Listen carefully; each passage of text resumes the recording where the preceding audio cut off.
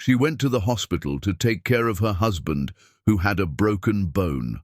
While he was sleeping, the head nurse slipped a piece of paper into her hand. "Don't come again. Check the camera." "Hi, my beautiful family. Welcome back to Mr. Peter's Stories. Heavenly God, I lift every woman in this family into your divine light. Bless them with a peace so deep it washes away every burden, a strength so mighty no storm can break them, and a love so pure it softens every corner of this world. These women are the heart of every home, the protectors of every child, the quiet fighters who hold life together with courage no one sees but you. As Christmas approaches, wrap them in warmth, joy, and protection. Let their nights be filled with calm, their days filled with hope, and their futures glowing with miracles only heaven can create. Reward their patience, honor their sacrifices, and surround them with kindness that never ends.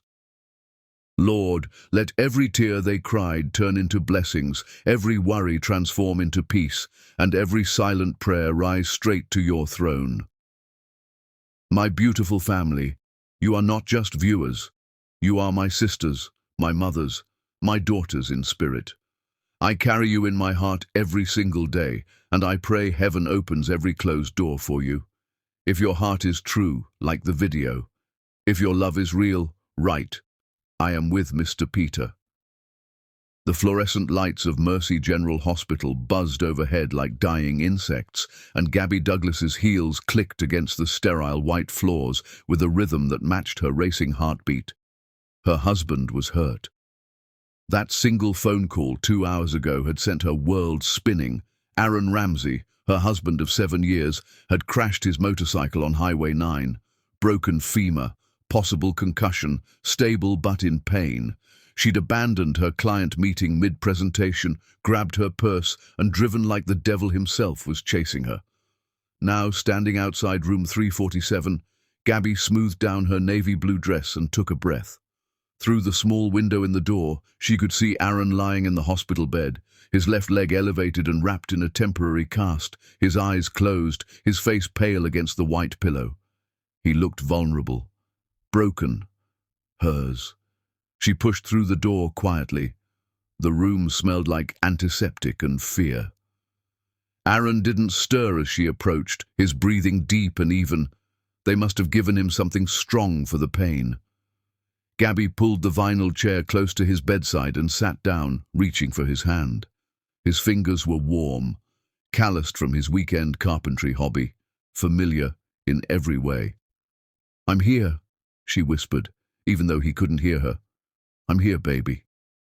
She sat like that for 20 minutes, watching his chest rise and fall, cataloguing every scratch on his face, every bruise blooming purple on his arms. Motorcycle accident. He'd told her this morning he was going to the office to catch up on paperwork. Saturday morning, early, before she woke up. She'd found his note on the kitchen counter. "Gone to work. Love you. Home by dinner." Why was he on a motorcycle? Aaron didn't own a motorcycle. The door opened softly, and a nurse entered. A woman in her early 60s with silver hair pulled back in a neat bun and eyes that had seen too much of humanity's darkness. She checked Aaron's IV, made a note on her tablet, then glanced at Gabby. "You're the wife?" the nurse asked quietly. "Yes, Gabby Douglas. Is he going to be okay?" "Physically, yes. Clean break, no internal bleeding. He'll need surgery next week to put a rod in the femur, but he'll recover fully." The nurse's voice was professional, clinical, but something else lurked behind those words, something heavy.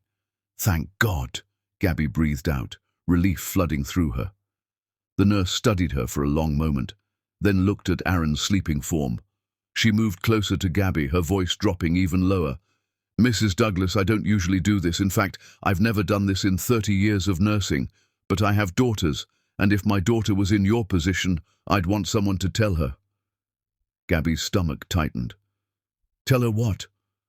The nurse's hand moved to her pocket, pulled out a folded piece of paper, and pressed it into Gabby's palm. Her grip was firm, urgent.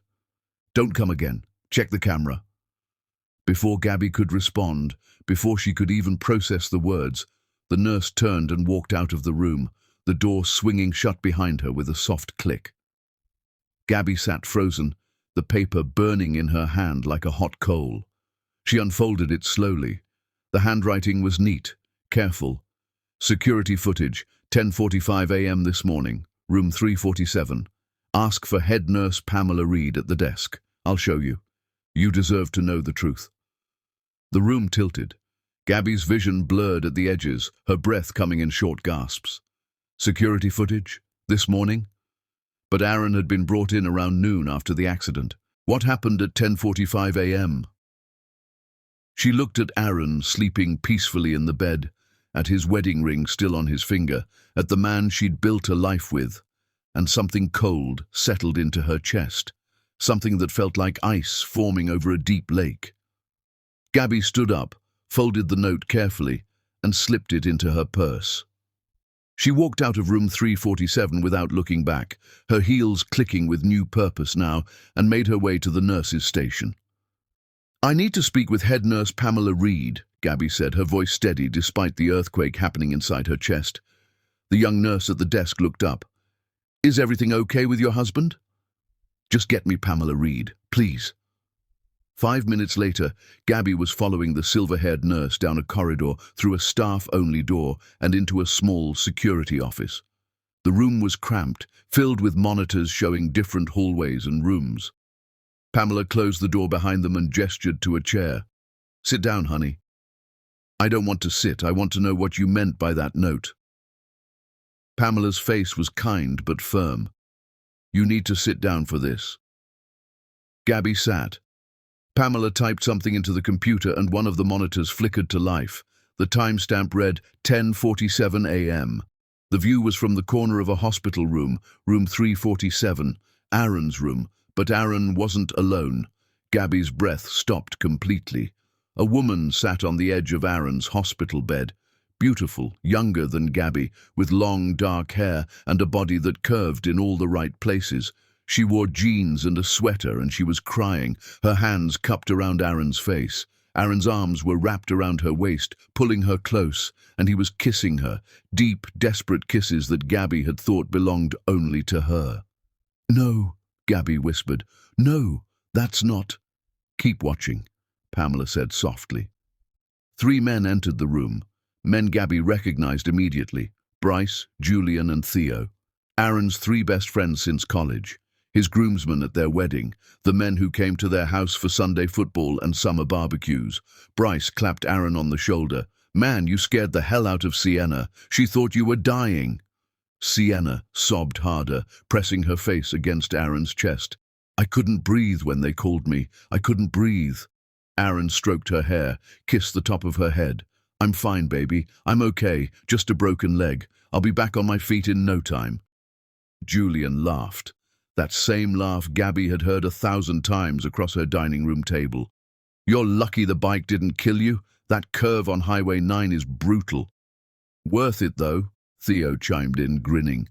Best weekend at the lake house ever. Sorry you had to cut it short with the crash, man. Lake house. Weekend. This morning Aaron had told her he was going to the office. Aaron smiled at his friends, then looked back at Sienna. When is Gabby coming? Bryce checked his phone. Your mom called her about an hour ago. She should be here soon. All right, Aaron said, his voice casual, easy, like he was discussing lunch plans. Sienna, you need to go. I can't have you here when she arrives. I don't want to leave you, Sienna whispered, clinging to him. I know, baby, but we talked about this. Just a few more months and I'll figure everything out. I promise. We'll be together. Julian smirked. Dude, you're playing with fire. Gabby's not stupid.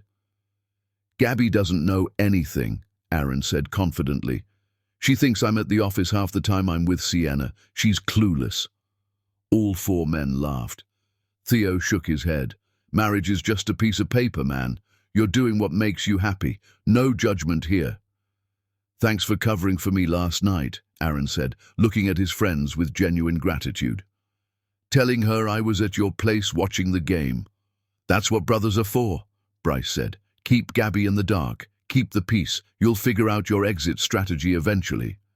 Sienna finally pulled away from Aaron, wiping her tears. She kissed him one more time, long, slow, intimate, then straightened her clothes. I love you. I love you too. I'll text you later. The four of them left the room together, Sienna wiping her eyes, the three men laughing about something Gabby couldn't hear. The video ended. Gabby sat in the chair, staring at the black monitor, her entire body numb. She couldn't feel her hands, couldn't feel her face, couldn't feel anything except a vast, howling emptiness where her heart used to be. How long? Gabby heard herself ask. Her voice sounded strange, distant. I don't know, Pamela said gently, but I saw that woman here all morning, crying, holding on to your husband like he belonged to her. And those men, his friends, they were laughing about it, about lying to you. I have 3 daughters, Mrs. Douglas. I couldn't let you walk around this hospital playing the devoted wife when they... Thank you, Gabby interrupted, standing up. Her legs felt like water, but she forced them to hold her weight. Can I get a copy of that footage? Pamela hesitated. Technically, I'm not supposed to... Please. Something in Gabby's voice must have convinced her because Pamela nodded, typed on the keyboard, and handed Gabby a USB drive 2 minutes later. This never happened. I never showed you this. Understand? Understood. Gabby walked out of that security office with the USB drive clutched in her hand and her entire world shattered into a million pieces on the floor behind her. She walked past the nurse's station, past the waiting room, past families crying and praying and hoping for their loved ones. She walked all the way to her car in the parking lot, got inside, locked the doors, and sat in complete silence. Then she opened her purse, pulled out her compact mirror, and looked at her reflection. Her face was pale, her eyes were red, but she was still intact. Still Gabby Douglas. Still the woman who built a successful interior design business from nothing. Still the woman who survived her father's death when she was 19 and her mother's cancer when she was 25. Still the woman who was stronger than anyone gave her credit for. She closed the compact with a snap. Then she started the car, put it in reverse, and drove back to the hospital entrance. She parked in the same spot, walked back through the same doors, took the same elevator, walked down the same hallway, and pushed open the door to room 347. Aaron was awake now, sitting up slightly, looking at his phone. When he saw her, his face transformed into relief and love. Or what she'd once believed was love. Gabby, baby, thank God you're here. She walked to his bedside, leaned down and kissed his forehead gently. I'm sorry I took so long. Traffic was terrible. How are you feeling? Better now that you're here. He reached for her hand, squeezed it. I'm sorry I scared you. Gabby smiled, the same smile she'd given him for 7 years. You didn't scare me. You're tough. You'll be fine. And as she sat down in that vinyl chair and listened to Aaron tell her lies about how the motorcycle accident happened, about how he'd borrowed a friend's bike to clear his head on a Saturday morning ride, about how stupid and careless he'd been, Gabby felt something inside her chest crystallize into diamond-hard clarity. She wasn't leaving him. Not yet. Not until he'd lost everything the way she'd just lost everything. Not until he knew exactly what it felt like to be betrayed by the person who promised to love you forever. Gabby squeezed Aaron's hand and said, Don't worry, baby. I'm going to take such good care of you. And for the first time in 7 years of marriage, she meant every word as a threat instead of a promise. Chapter 2. The Perfect Mask. Gabby drove Aaron home from the hospital 3 days later in careful silence, the kind of quiet that felt like peace, but was actually the calm before a hurricane. Aaron sat in the passenger seat with his casted leg extended awkwardly, his crutches propped between them, completely unaware that the woman behind the wheel had spent the last 72 hours planning his systematic destruction. He kept reaching over to touch her hand, squeezing her fingers gratefully, telling her how lucky he was to have her. "I don't know what I'd do without you," Aaron said as she pulled into their driveway, the afternoon sun casting long shadows across their brick colonial home. "Seriously, Gabby, you're amazing," she smiled at him, that practiced smile she'd perfected over the past 3 days. "That's what wives do. We take care of our husbands." The emphasis on wives was so subtle that Aaron didn't even catch it, but Gabby heard it echo in her own ears like a gunshot. Getting him inside took 20 minutes. The front steps were a challenge with his crutches, and Gabby had to support most of his weight while he hopped and cursed under his breath. By the time they made it to the living room, Aaron was sweating and pale, his jaw clenched against the pain. "Let me get you settled," Gabby said, her voice full of concern. She'd already transformed the living room into a recovery suite, the leather recliner positioned perfectly in front of the television, a side table stacked with medications, water bottles, protein bars, and the TV remote. She'd bought extra pillows to elevate his leg. She'd rearranged the furniture so he'd have a clear path to the bathroom with his crutches. She was the picture of a devoted wife. Aaron collapsed into the recliner with a groan of relief. "You're a lifesaver, seriously. Let me get your medications." Gabby walked to the kitchen, opened the pharmacy bag, and carefully read every label. Oxy for pain, ibuprofen for inflammation, a muscle relaxer for spasms. The orthopedic surgeon had given her detailed instructions about dosage and timing. She brought the pills to Aaron with a glass of water and watched him swallow them obediently. "You need to eat something with those. Let me make you lunch." "You don't have to." "Aaron, let me take care of you." He smiled at her, that boyish smile that had made her fall in love with him 10 years ago at a friend's birthday party, back when he'd seemed honest and real and good. "I love you, you know that?" "I love you too," Gabby said, and the lie tasted like ashes in her mouth. She went to the kitchen and made him a turkey sandwich with all his favorites: honey mustard, Swiss cheese, lettuce, tomato, the bread toasted exactly how he liked it. She cut it diagonally because he'd once told her it tasted better that way. She added a handful of salt and vinegar chips to the plate because those were his weakness. She brought it to him on a tray, along with a cold beer from the fridge, and watched him eat like a man who hadn't been kissing his mistress in a hospital bed 4 days ago. While Aaron ate and watched ESPN, Gabby excused herself. "I need to make some calls, reschedule my client meetings for this week. I'm going to work from home to take care of you." "You don't have to do that," Aaron protested. "I'll be fine alone." "Absolutely not. Surgery is in 5 days. You need someone here." She went upstairs to their bedroom and closed the door. Then she sat on the edge of their king-sized bed, the bed where she'd slept beside him for 7 years, where they'd made love and made plans and made promises to each other, and she pulled out her laptop. It was time to go to work. Gabby opened Aaron's laptop first. She knew his password, his mother's maiden name and his college graduation year. He'd never changed it, never thought to hide anything from her because, as he'd said on that security footage, Gabby's clueless.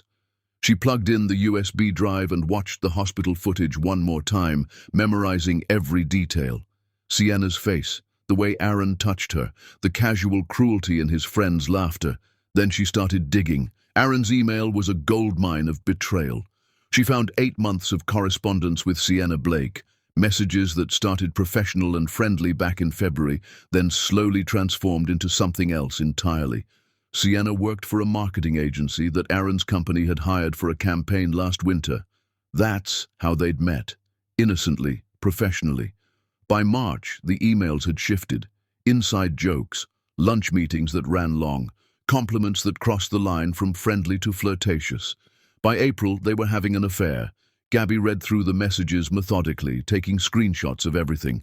Hotel reservations at the Riverside Inn every Thursday afternoon. That was late meetings with clients. Weekend trips to Sienna's parents' lake house. That was guys' weekends with Bryce, Julian and Theo. Romantic dinners at restaurants 2 towns over where no one would recognize them. There was a message from June where Aaron told Sienna he loved her. Another from July where they talked about a future together. One from August where Sienna asked when he was going to tell Gabby, and Aaron responded, "Soon, baby. I just need to find the right time. I don't want to hurt her more than necessary." Gabby's hands were steady as she took screenshots. Her face was calm. Inside, something had died during those 3 days in the hospital, and what remained was made of ice and iron. She found the credit card statements next. Thousands of dollars spent on hotel rooms, dinners, gifts for Sienna, jewelry from Tiffany's, flowers delivered to her office, a weekend trip to Napa Valley in September that Aaron had told Gabby was a work conference. She photographed everything. Then she went into his text messages, months and months of daily conversations with Sienna. Good morning texts, good night texts, photos he'd sent her, photos she'd sent him, some innocent, some very much not. And there, in a group chat labeled The Boys, she found messages between Aaron, Bryce, Julian, and Theo that made her blood run cold. Bryce: "Man, how do you juggle both women without getting caught?" Aaron: "It's all about compartmentalization. Gabby gets the husband routine, Sienna gets the real me." Theo: "Does Gabby suspect anything?" Aaron: "No way. She's too busy with her design clients to notice. Plus she trusts me completely. It's actually kind of sad." Julian: "You're playing with fire, dude." Aaron: "I know. But Sienna makes me feel alive. Gabby is comfortable, but comfortable isn't enough anymore." Bryce: "We got your back, whatever you need." There were dozens of messages like that. His friends helping him craft alibis, covering for him, celebrating his deception like it was a game they were all playing together. Gabby saved everything to a separate cloud drive, one Aaron didn't know about. Then she cleared her browsing history, closed his laptop exactly how she'd found it, and went back downstairs. Aaron was dozing in the recliner, the pain medication making him drowsy. Gabby stood in the doorway and watched him sleep. This man who'd promised to love and cherish her, this man who'd called her clueless and comfortable and sad. She felt nothing. No love, no heartbreak, just cold, calculating purpose. She went to the kitchen and started preparing dinner, his favorite, chicken parmesan with homemade marinara sauce and garlic bread. She cooked with care, setting the table nicely, lighting candles even though it was just the two of them. When Aaron woke up, groggy and disoriented, she helped him to the dining room table, settled him in his chair with his leg elevated on another chair, and served him a plate of steaming food. "This smells amazing," Aaron said, digging in. "You're spoiling me." "You deserve it," Gabby said, sitting across from him. "You've been through a trauma. The least I can do is take care of you." They ate dinner, making small talk about his recovery timeline, about her work projects she'd need to reschedule, about mundane things that felt surreal given what Gabby now knew. After dinner, she helped him take his evening medications, helped him change into pajamas, helped him brush his teeth. She was attentive and gentle and patient, everything a good wife should be. That night, they lay in bed together in the darkness. Aaron reached for her hand. "I'm really sorry about all this," he said quietly. "I know having me laid up is going to be a pain for you." "Don't be silly," Gabby said. "I meant what I said in our vows, in sickness and in health, for better or worse." "For better or worse," Aaron repeated, squeezing her hand. Gabby lay there listening to his breathing slow and deepen as the pain medication pulled him under into sleep. She stared at the ceiling, her mind racing through strategies and timelines and the systematic dismantling of Aaron Ramsey's entire life. She'd been thinking about this for 3 days, about what she wanted, about revenge versus justice, about whether she should just file for divorce and walk away with her dignity intact, but that felt too easy, too clean, too painless for him. No, Aaron had spent 8 months lying to her face, spending their money on another woman, letting his friends mock her, planning his exit strategy while she planned their 10-year anniversary trip next summer. He deserved to feel what she'd felt sitting in that security office. He deserved to lose everything slowly, piece by piece, while she smiled and took care of him and watched him crumble. Gabby turned her head and looked at Aaron's sleeping face in the darkness. He looked peaceful, innocent, like a man who had nothing to hide. "You have no idea what's coming," she whispered to his sleeping form. "But you will, soon." Then she closed her eyes and began mentally drafting the first phase of her plan, starting with 3 wives who needed to know the truth about their husbands, a mistress whose husband deserved to know about his wife's affair, and a community that believed Aaron Ramsey was an honest, faithful man. She fell asleep with a smile on her face, and it was the first genuine smile she'd felt in 4 days. The mask was perfect. The trap was set. And Aaron Ramsey had absolutely no idea that the wife taking care of him so tenderly was actually counting down the days until his complete and total destruction. Chapter 3. The First Strike. Morning light filtered through the bedroom curtains, and Gabby woke to the sound of Aaron groaning as he tried to shift his casted leg into a more comfortable position. She was up immediately, helping him adjust the pillows, bringing him water and his morning medications, asking how he slept. The devoted wife act came naturally now. She'd been playing this role for 3 days, and she was getting better at it with each passing hour. After breakfast, Aaron settled into the living room recliner with his laptop, video conferencing with his team at work. Gabby kissed his forehead and told him she had some errands to run, groceries, picking up his prescription refills, stopping by the post office. All lies, of course, but Aaron believed every word. Gabby drove across town to the Starbucks on Elm Street, far enough from their neighborhood that she wouldn't run into anyone they knew. She ordered a coffee she didn't want and sat at a corner table with her phone. She'd spent last night researching Aaron's 3 friends, Bryce, Julian, and Theo. She knew their wives, had spent time with them at parties and gatherings over the years. They were nice women, trusting women, women who had no idea their husbands had been helping Aaron deceive his wife for months. Gabby pulled up her contacts and sent 3 separate text messages. "Hi Sarah, this is Gabby. I need to talk to you about something important. Can we meet today? It's urgent. Coffee on me." "Hi Michelle, it's Gabby Douglas. Something has come up that you need to know about. Can I stop by this afternoon? It's about Bryce." "Amanda, this is Gabby Ramsey. I have some information about Julian that you deserve to hear. Are you free today?" Within an hour, all 3 women had responded. Sarah could meet at noon. Michelle was home all afternoon. Amanda suggested coffee at 3. Gabby felt nothing as she scheduled the meetings. No guilt, no hesitation. These women deserved the truth, and their husbands deserved the consequences. At 11:45, Gabby sat across from Sarah Thompson at a quiet cafe downtown. Sarah was 34, blonde, pretty, with 2 young kids at home with a babysitter. She'd been married to Theo for 9 years. "What's going on?" Sarah asked, concern creasing her forehead. "Your text sounded serious." "It is serious." Gabby pulled out her phone, opened the screenshots folder, and slid it across the table. "I need you to read these. Take your time." Sarah's face went from confused to horrified as she scrolled through the messages, the group chat, the jokes about keeping Gabby in the dark, Theo's messages about Aaron juggling 2 women, his messages about marriage being just a piece of paper. "Where did you get these?" Sarah's voice was barely a whisper. "Aaron's phone. He's been having an affair for 8 months. Your husband and his friends have been helping him hide it from me. They've been lying to cover for him, providing alibis, making jokes about it."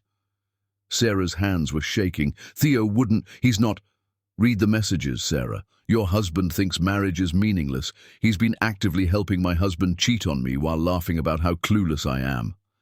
Tears spilled down Sarah's cheeks as she kept scrolling, seeing message after message from her husband conspiring with Aaron, celebrating his deception, treating Gabby like she was a joke. "I'm not telling you what to do," Gabby said, her voice gentle but firm. "I'm just giving you information that you deserve to have. What you do with it is your choice." Sarah looked up at her, mascara running down her face. "How are you so calm?" "Because I'm not calm. I'm furious, but I'm not going to fall apart. I'm going to deal with this my way." Gabby stood up, left money on the table for both their coffees. "I'm sorry, Sarah. I really am. But you needed to know." She walked out of the cafe, leaving Sarah Thompson staring at her phone with her entire world crumbling around her. At 2 o'clock, Gabby sat in Michelle Lawson's living room while Michelle's 4-year-old daughter played with dolls in the corner. Michelle was 36, African-American, elegant, with a successful career as a real estate agent. She'd been married to Bryce for 11 years. Gabby showed her the same screenshots, watched the same horror dawn across Michelle's face. "Bryce has been lying to me for months," Michelle said, her voice tight with controlled rage. "All those times he said he was helping Aaron with guy stuff, watching games, working on projects. He was covering for Aaron's affair." "Yes. And he thought it was funny. He joked about you being clueless." "Yes." Michelle's jaw clenched. "Get out of my house, Gabby. Not because I'm angry at you, I'm not. But I need to be alone when I confront my husband, and he's going to be home in 20 minutes. Gabby stood. "I understand. I'm sorry, Michelle." "Don't be sorry. You did me a favor." At 3:15, Gabby met Amanda Park at a coffee shop near the university where Amanda taught literature. Amanda was 38, Korean-American, sharp and intelligent, with an air of sophistication that came from years of academia. She'd been married to Julian for 7 years. Gabby didn't even have to explain. She just showed Amanda the screenshots and watched her read them with the analytical focus of someone trained to dissect text for meaning. When Amanda finished, she set the phone down carefully on the table between them. "Julian has always been the most loyal person I know, or so I thought." "I'm sorry." "No, you're not. You're angry. And you should be." Amanda's eyes were dry, but her voice was cold. "Did Aaron tell you he was going to leave you for this other woman?" "Eventually. They've been planning a future together." Amanda nodded slowly. "Then you're not just showing us these messages out of the goodness of your heart. You're destroying Aaron's support system. You're taking away his friends." Gabby met her eyes directly. "Yes." For a moment, silence stretched between them. Then Amanda smiled, a bitter, understanding smile. "Good. He deserves it. They all do." Gabby drove home at 4:30, her phone already buzzing with text messages. Sarah was confronting Theo. Michelle had kicked Bryce out of the house. Amanda was consulting a divorce attorney. The dominoes were falling exactly as Gabby had planned. When she walked into the house, Aaron was exactly where she'd left him, in the recliner, watching television, scrolling through his phone. "Hey, baby," he said, looking up with a smile. "How were the errands?" "Fine. Grocery store was crowded, but I got everything we need." She kissed his cheek. "How are you feeling? Is the pain manageable?" "Yeah, the meds are helping. I've been texting with the guys. Theo sounds weird, though. He's not responding much." "Maybe he's busy," Gabby said, her voice casual as she carried the grocery bags to the kitchen. She spent the next hour making dinner, pot roast with vegetables, another one of Aaron's favorites. She moved through the kitchen with practiced efficiency, chopping carrots and potatoes, seasoning the meat, setting everything in the slow cooker. While the food cooked, she helped Aaron take a shower, carefully wrapping his cast in plastic, supporting his weight as he hopped into the bathroom, waiting outside while he washed himself, then helping him dry off and get dressed in clean clothes. She was the picture of devotion, the perfect wife caring for her injured husband. That evening, Aaron's phone started ringing. Bryce's name lit up the screen. Aaron answered immediately, putting it on speaker since his hands were occupied with his dinner fork. "Dude, we have a problem." Bryce's voice came through, tight with panic. "What's wrong?" "Michelle knows. About everything.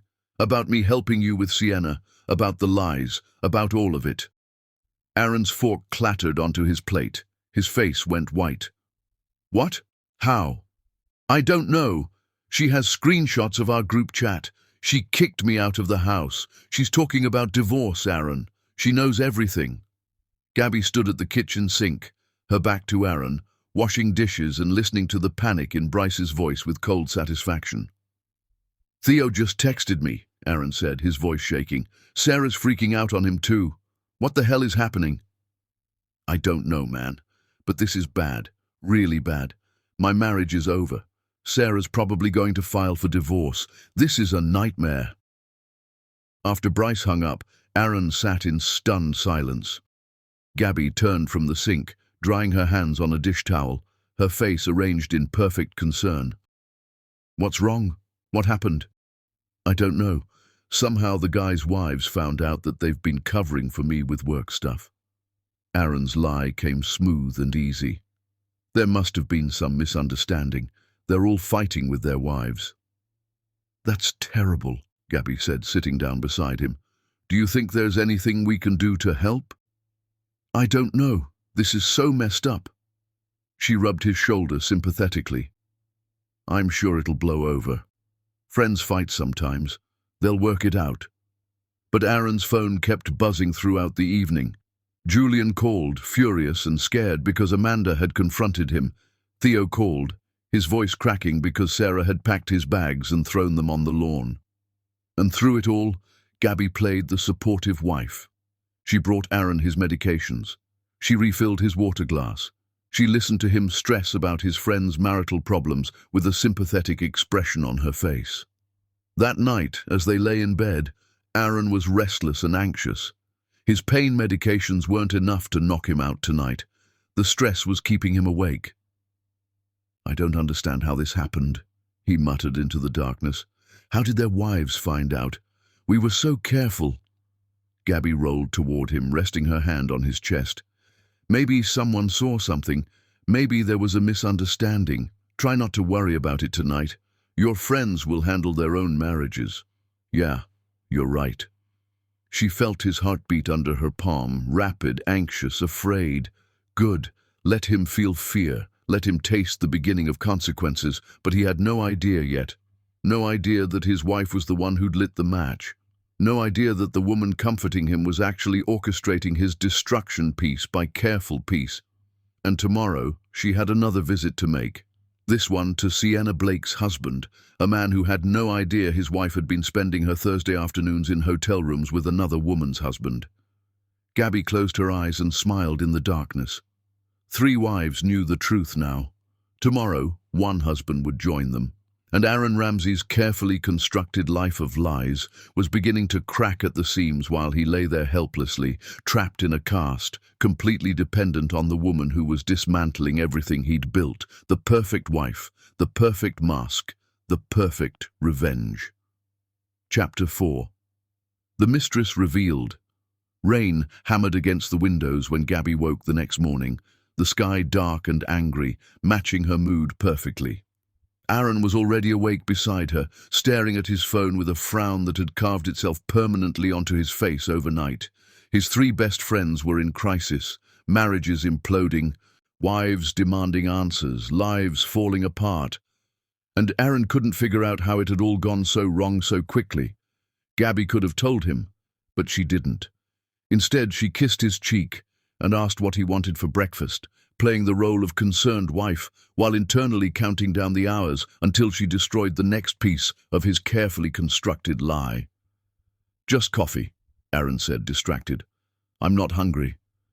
"You need to eat something with your medications." "Fine, toast then." She made him toast and eggs anyway, brought it to him on a tray, watched him pick at it while scrolling through increasingly desperate texts from Bryce, Julian, and Theo. Their worlds were burning, and Aaron was starting to realize the fire might spread to him, but he had no idea it had already reached his doorstep. After breakfast, Gabby announced she had a client meeting that couldn't be rescheduled, a consultation for a kitchen renovation that had been on her calendar for weeks. Aaron barely acknowledged her as she got ready, too absorbed in his phone and his friend's disasters. "I'll be back by lunch," Gabby said, checking her appearance in the hallway mirror. Navy dress, professional but not too formal. Pearl earrings, hair pulled back. She looked like a woman going to talk about cabinet styles and countertop materials. She was actually going to destroy a marriage. The drive to Connor Blake's office took 40 minutes through the rain. Gabby had done her research yesterday evening while Aaron slept. Connor Blake, 39, regional sales manager for a pharmaceutical company, traveled frequently for work, married to Sienna for 6 years, no children. His office was in a corporate park outside the city, a grey building that matched the grey sky. Gabby parked her car, took a deep breath, and walked inside with an envelope tucked under her arm. The receptionist looked up with a professional smile. "Can I help you?" "I need to see Connor Blake. It's urgent. Personal matter." "Do you have an appointment?" "No, but he'll want to see me. Tell him it's about his wife." The receptionist's smile faltered. She picked up her phone, spoke quietly, then nodded. "He'll see you.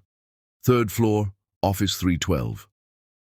Connor Blake was a handsome man, tall, fit, with dark hair graying at the temples, and the kind of confident posture that came from years of successful sales presentations. He stood when Gabby entered his office, confusion written across his face. "I'm sorry. Do I know you?" "No. My name is Gabby Douglas. I'm married to Aaron Ramsey. I think you should sit down." Connor's confusion deepened, but he sat. Gabby remained standing, pulled out her phone, and placed it on his desk with the hospital security footage queued up. "Before I show you this, I need you to understand that I'm not here to hurt you. I'm here because you deserve to know the truth, the same way I deserve to know it." "The truth about what?" Gabby pressed play. Connor watched the footage in silence, watched his wife crying in Aaron's hospital bed, kissing him, clinging to him, watched Aaron stroke her hair and call her baby, watched the two of them talk about being together, about keeping Gabby in the dark, about waiting just a few more months. When the video ended, Connor's face had turned to stone. "How long?" 8 months, since February. They meet every Thursday afternoon at the Riverside Inn. They spent a weekend at her parents' lake house last month while you were traveling for work. Gabby pulled out her phone and showed him screenshots. Hotel reservations in Aaron's name, credit card receipts, text messages between Aaron and Sienna planning their meetings, photos they'd sent each other. Connor stared at the evidence, his jaw working like he was chewing glass.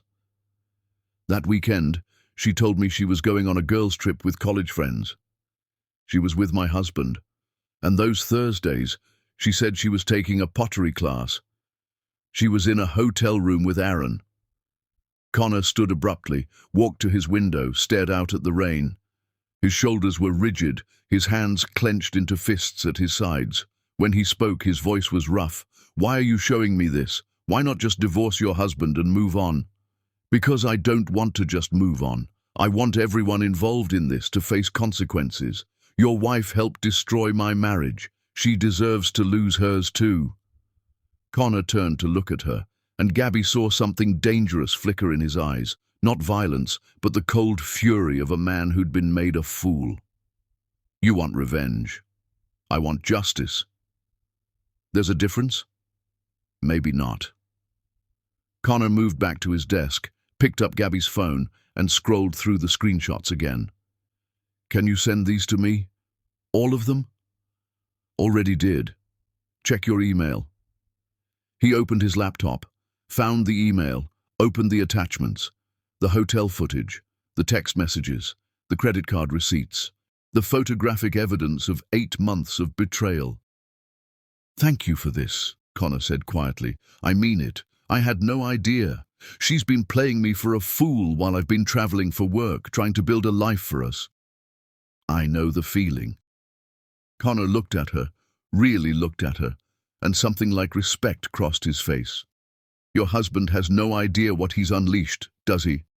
"Not yet, but he will." Gabby left Connor Blake's office and drove home through the rain, her phone already buzzing with a call from an unknown number. She answered. "Mrs. Douglas, this is Sienna Blake."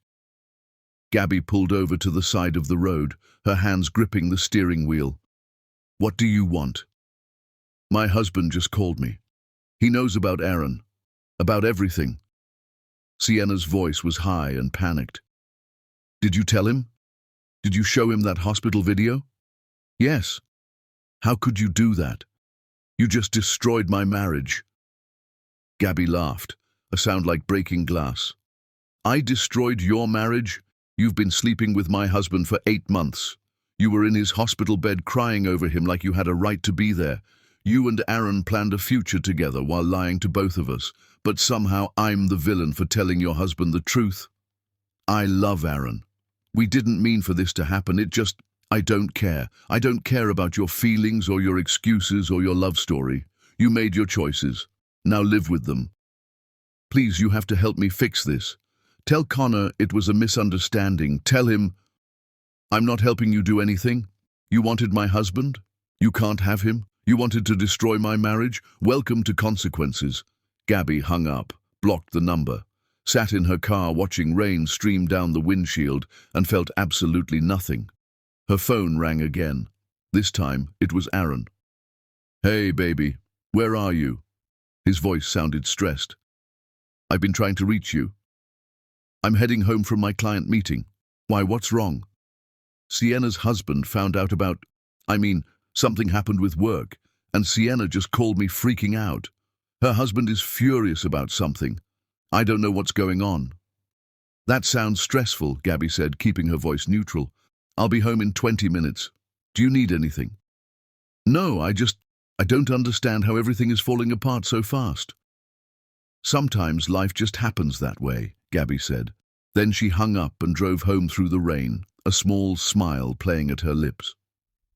When she walked through the front door, Aaron was in the recliner with his phone pressed to his ear, his face pale and panicked. He looked up when he saw her, gestured frantically toward the phone.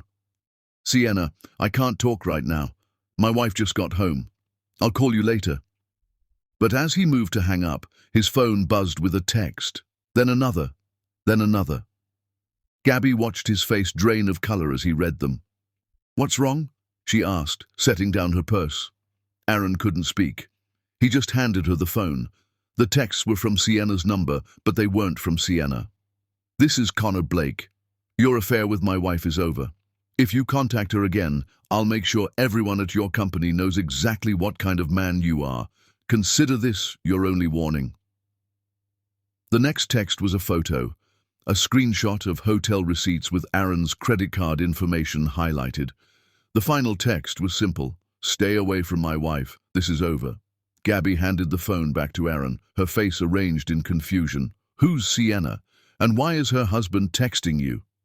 Aaron's mouth opened and closed, no words coming out. He looked like a fish drowning in air. Aaron, what's going on? It's nothing, just a misunderstanding. Sienna works for the marketing company we use at my job. Her husband must have gotten confused about something. The lie came smoothly, desperately. Gabby almost admired how quickly he could construct a story. That seems like a strange text to send over a work misunderstanding, Gabby said carefully. Why would he mention hotel receipts? I don't know. Maybe he's crazy. Maybe Sienna said something that got taken out of context. Gabby walked to the kitchen, giving Aaron space to panic. She could hear him making phone calls, trying to reach Sienna, getting voicemail, trying to reach Bryce, Julian, Theo, getting voicemail or short clipped responses from men dealing with their own marital crises.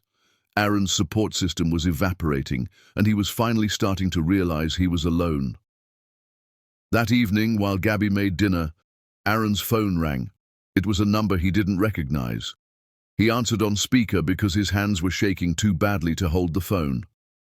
Aaron Ramsey, this is Connor Blake. I think we need to talk. Aaron's eyes went wide.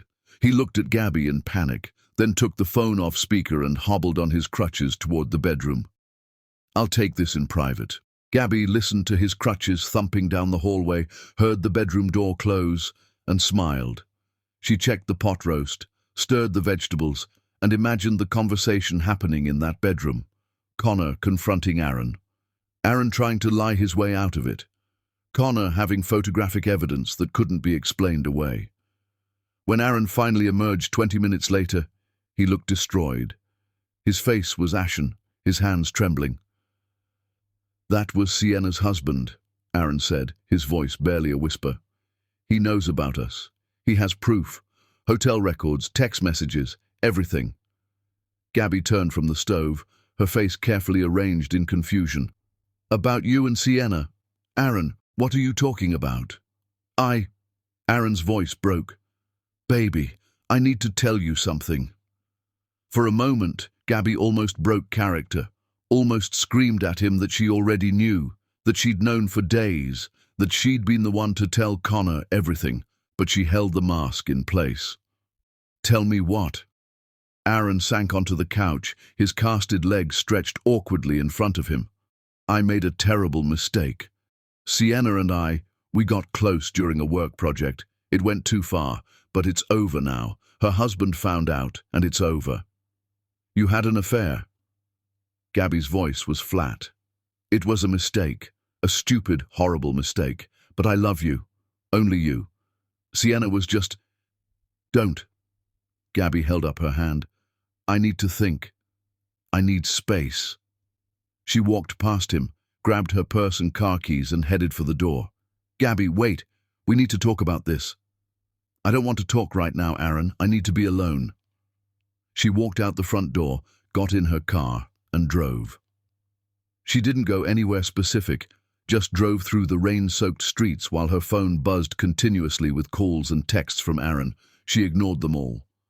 Finally, after an hour, she pulled into an empty parking lot and checked her messages.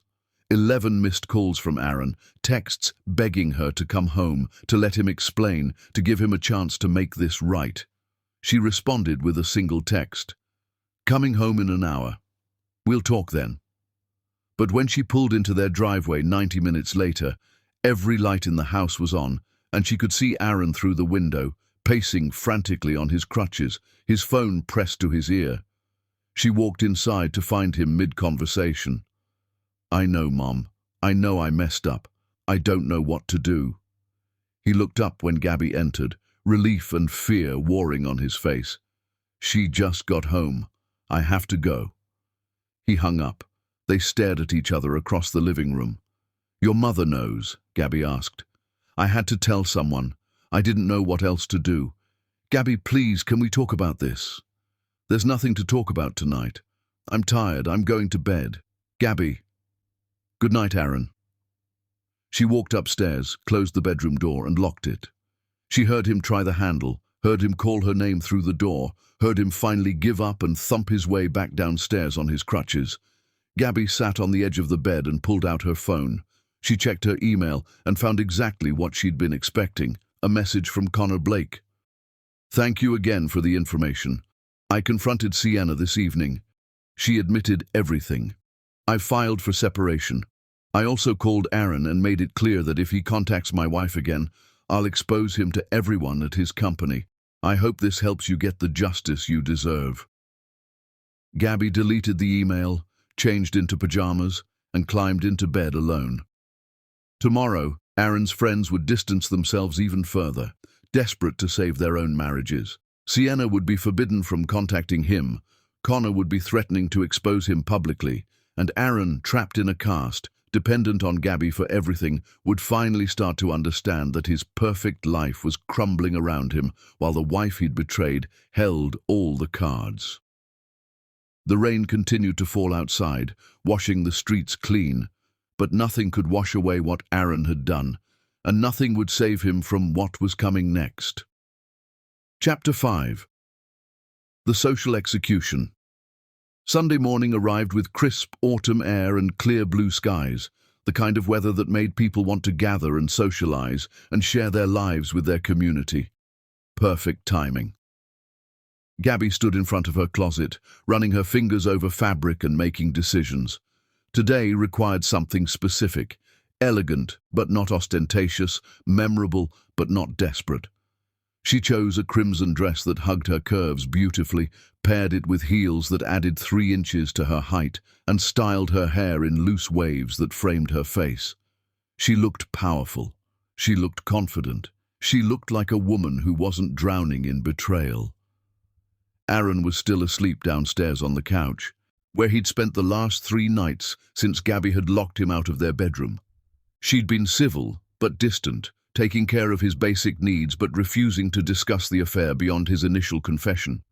She'd let him stew in uncertainty, let him wonder if she was planning to leave, let him realize how dependent he was on her mercy. This morning, she didn't wake him. She simply left a note on the kitchen counter. Gone to Mrs. Hartwell's charity event. Back this afternoon. Mrs. Vanessa Hartwell's Autumn Charity Gala was the social event of the season. 200 guests, champagne brunch, live music, all to raise money for children's literacy programs. Gabby had been looking forward to it for months, had planned to attend with Aaron before his accident. Now she was going alone, and she had very specific plans for what she intended to accomplish there. The Hartwell estate was magnificent, a sprawling colonial mansion with manicured gardens and a ballroom that glittered with chandeliers. Gabby arrived fashionably late, checked her coat, and walked into the gathering with her head high and a small, practiced smile on her lips. People noticed her immediately. Heads turned, conversations paused. She was a striking figure in red, and more importantly, she was alone. Within minutes, she was surrounded. "Gabby, where's Aaron?" asked Jennifer Mills, a woman from their church community. Gabby's smile didn't falter. "He's recovering at home from his motorcycle accident. Still on crutches, poor thing." "Motorcycle accident?"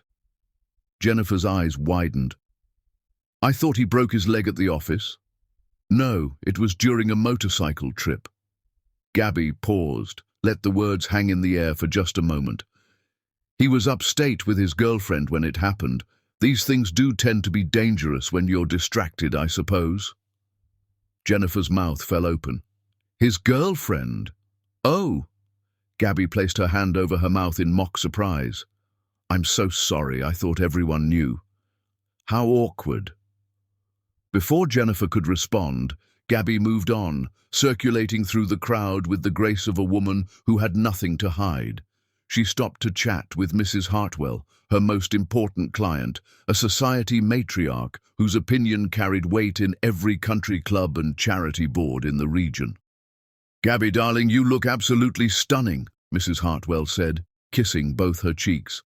"How is Aaron doing?" "As well as can be expected, given the circumstances." Gabby accepted a champagne flute from a passing waiter. "The affair was such a shock to everyone. His parents are devastated, of course." Mrs. Hartwell's eyebrows rose. "Affair? With a woman from his marketing company? They were together for nearly a year before I found out. He broke his leg in a motorcycle accident during one of their weekend getaways. The whole thing has been quite the scandal." Gabby said it casually, matter-of-factly, like she was discussing the weather. Mrs. Hartwell's face transformed from surprise to something harder, the expression of a woman who'd built her empire on social connections and had no tolerance for men who betrayed their wives. "My dear girl, I had no idea. How are you holding up?" "I'm managing, taking things one day at a time. At least I have my work to focus on. The Riverside project is coming along beautifully, by the way." They talked about the kitchen renovation for a few minutes, but Gabby knew Mrs. Hartwell was already calculating, already deciding how this information would affect Aaron's standing in their community. The Hartwells' connections ran deep: charity boards, business associations, the country club membership committee. Gabby had just poisoned that well, and she'd done it with a smile. Throughout the afternoon, she repeated the same strategy. Casual mentions of Aaron's affair dropped into conversations like stones into still water, creating ripples that would spread and grow. She never said it maliciously, never seemed bitter or angry, just stated facts with the calm demeanor of a woman who'd already moved past her husband's betrayal. It was masterful. By the time she left the gala, every person in that ballroom knew Aaron Ramsey had cheated on his wife. The gossip would spread through their entire community by dinner time: church groups, book clubs, PTA meetings, business lunches. Aaron's reputation was being systematically destroyed while he sat at home on the couch, scrolling through his phone and wondering why his life was falling apart. Gabby arrived home at 4 in the afternoon to find Aaron exactly where she'd left him, though he looked worse. Unshaven, greasy hair, wearing the same clothes he'd slept in. He'd been calling his friends all morning. None of them had answered. He'd tried texting Sienna. Connor had blocked his number. He was trapped in his own house with nothing to do but think about his mistakes. "How was the event?" Aaron asked, his voice hoarse. "Lovely. Mrs. Hartwell sends her regards. Gabby kicked off her heels, moved past him toward the stairs. Gabby, wait. Can we please talk? I need to know what you're thinking. Are you going to leave me? Are we getting divorced? I can't take this silence anymore.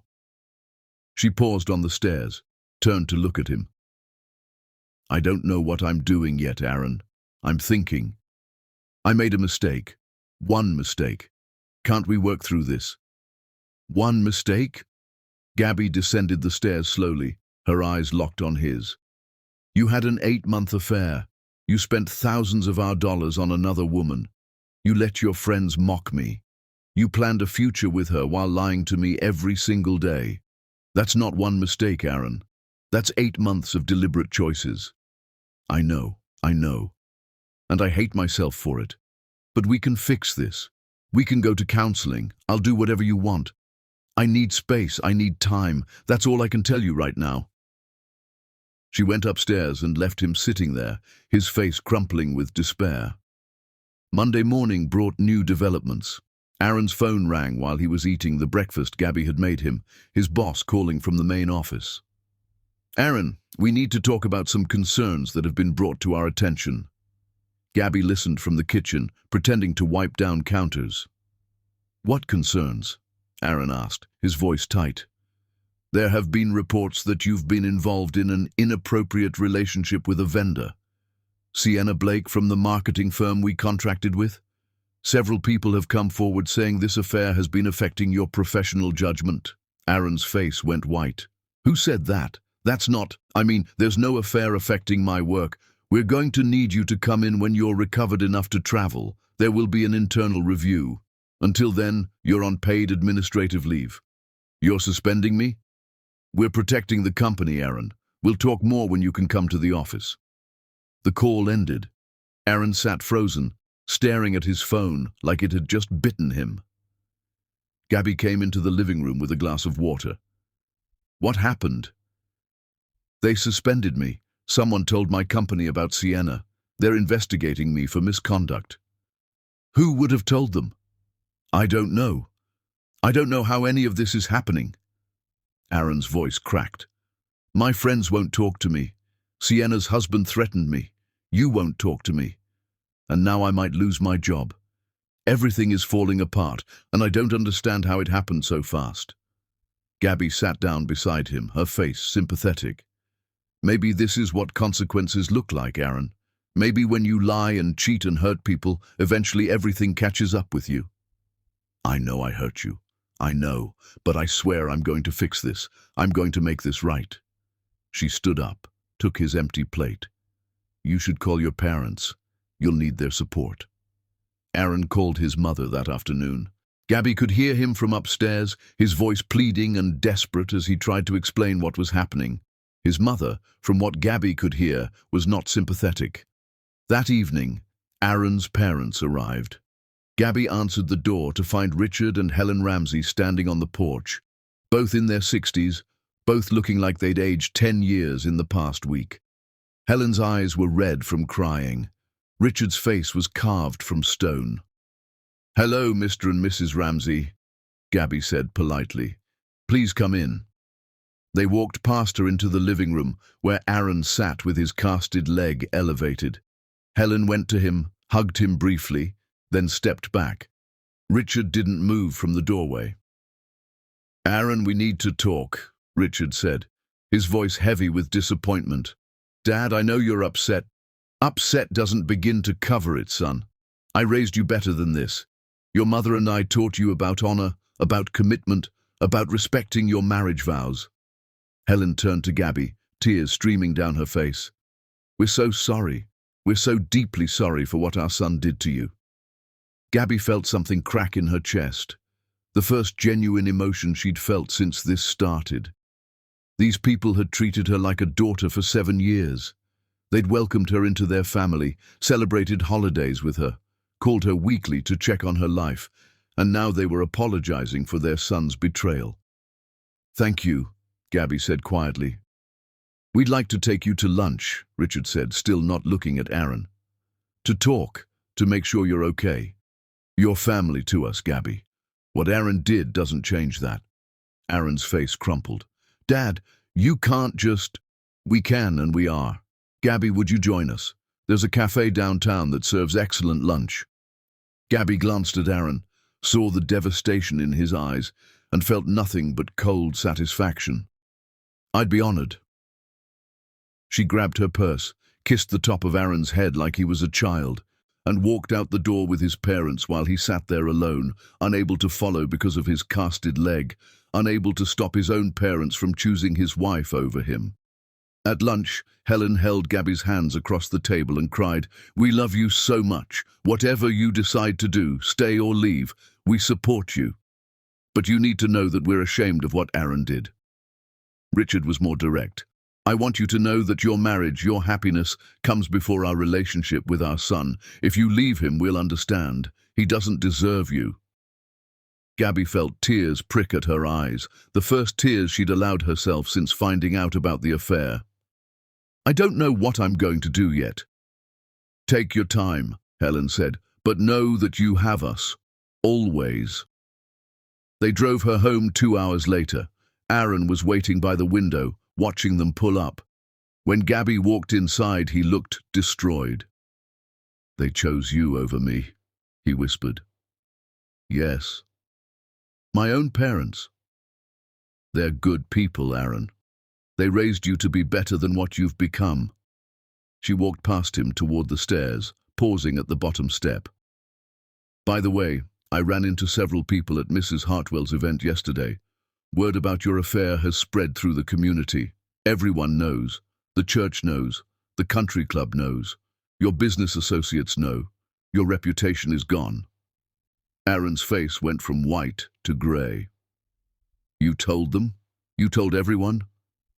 "I told the truth, that's all. I told people what you did to me, how you lied, how you cheated, how you betrayed me with Sienna Blake while your friends helped you hide it." Gabby's voice was calm, factual. "I simply shared the facts, Aaron. It's not my fault that the facts make you look like exactly what you are. You're destroying my life." "No, you destroyed your own life. I'm just making sure everyone knows the truth." She went upstairs, leaving him sitting there in the ruins of his reputation, his career in jeopardy, his parents ashamed of him, his friends abandoning him, his mistress forbidden from contacting him, his wife icy and distant, and his leg still trapped in a cast that wouldn't come off for another week. Aaron Ramsey was learning that actions have consequences, and Gabby Douglas was just getting started. Chapter 6. Abandoned. The week that followed moved like a slow-motion avalanche, each day bringing new destruction to Aaron's carefully constructed world, each moment stripping away another piece of the life he'd built on lies. Tuesday morning started with Bryce showing up at their front door unannounced, looking like he hadn't slept in days. His clothes were wrinkled, his eyes bloodshot, his normally confident demeanor replaced by something that looked like desperation. Gabby answered the door in her robe, coffee mug in hand, and stared at him with cool indifference. "I need to talk to Aaron," Bryce said, his voice rough. "He's sleeping. The pain medication knocks him out. Please, it's important." Gabby stepped aside, let him enter, and watched as Bryce hobbled to the living room where Aaron was actually wide awake on the couch, scrolling through his phone with the glazed expression of someone who'd been searching desperately for answers that didn't exist. "Bryce." Aaron sat up quickly, hope flooding his face. "Thank God. I've been trying to reach you for days." "Yeah, well, I've been kind of busy dealing with my imploding marriage." Bryce's voice was sharp, bitter. "Michelle filed for divorce. She's taking the house, the kids, everything. My lawyer says I'm screwed because of those text messages. I'm sorry, man. I really am." "Are you?" Bryce turned on Aaron, his face contorted with rage. "Because this is your fault, Aaron. Your affair, your lies, your mess. But somehow my marriage is the one burning down. Michelle found out because someone showed her our group chat.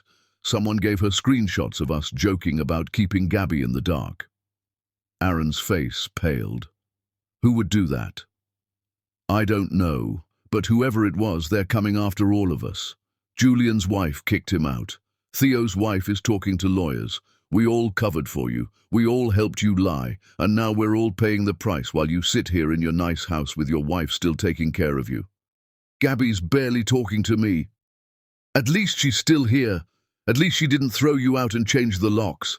Bryce's voice rose to a shout. You need to fix this, Aaron. You need to tell everyone that we didn't do anything wrong, that we were just being loyal friends.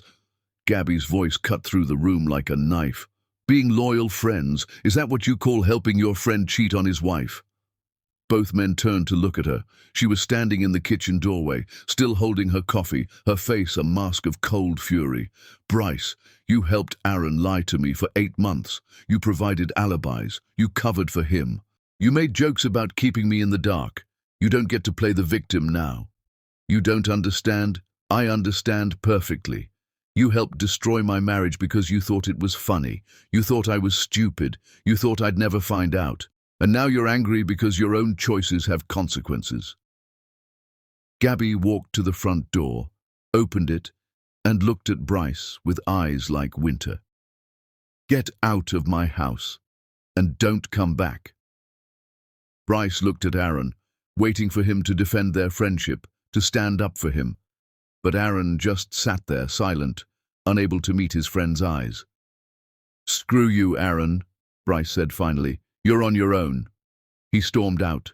The door slammed behind him. Aaron looked at Gabby, his face twisted with confusion and fear. Why are you doing this? Why are you turning my friends against me? I'm not doing anything except telling the truth. Your friends are turning against you because they're finally facing consequences for helping you cheat. That's not my fault. That's yours. The rest of Tuesday brought more bad news. Aaron's company called again.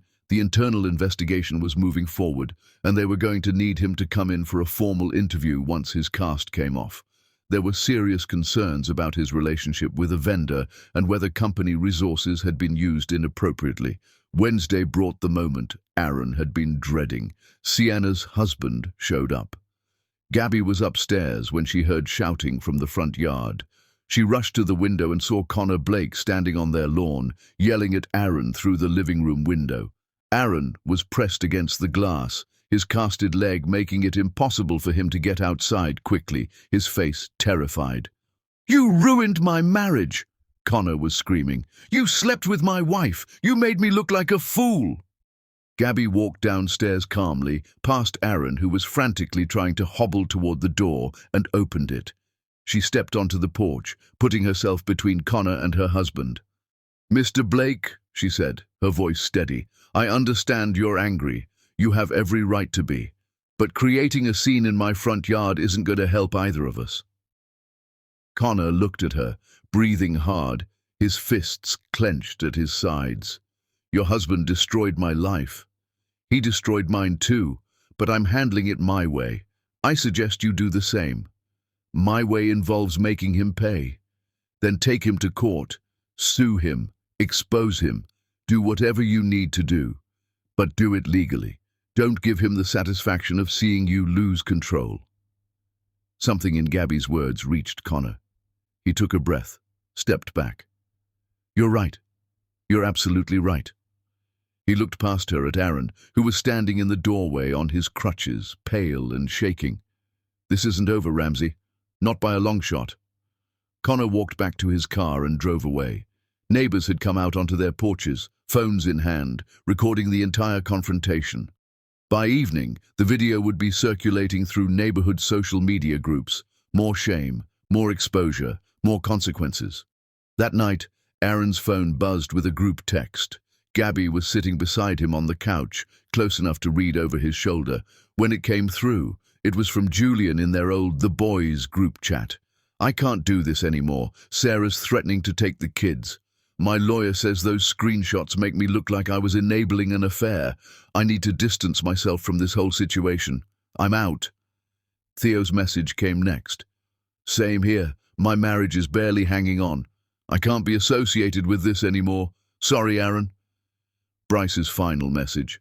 We tried to help you, man, but you've dragged us all down with you. Don't contact me again. Aaron stared at the messages, his hands trembling. Then, one by one, he watched as all 3 of his best friends left the group chat, the group that had existed since college, that had been through graduations and weddings and births and countless Sunday afternoons together, it just dissolved. 20 years of friendship, gone. They left me, Aaron whispered. They all just left me. Gabby said nothing. She just stood up, took his empty dinner plate to the kitchen, and left him sitting there alone. Thursday brought Aaron's parents back, but not for the reason Aaron hoped. They'd come to take Gabby to dinner, just the three of them, no Aaron. Helen had called that morning to invite her, making it clear that Aaron wasn't included. "We want to check on you," Helen had said on the phone. "Make sure you're eating properly, sleeping okay. We're worried about you, sweetheart." When Richard and Helen arrived at 6, Gabby was ready, dressed in a simple black dress, hair pulled back, minimal makeup. She looked elegant and composed, nothing like a woman whose world had shattered. Aaron watched from the couch as his own parents hugged Gabby warmly, asked about her day, complimented her appearance. They barely glanced at him. "Dad!" Aaron called out as they were leaving. "Can we talk when you get back? Please?"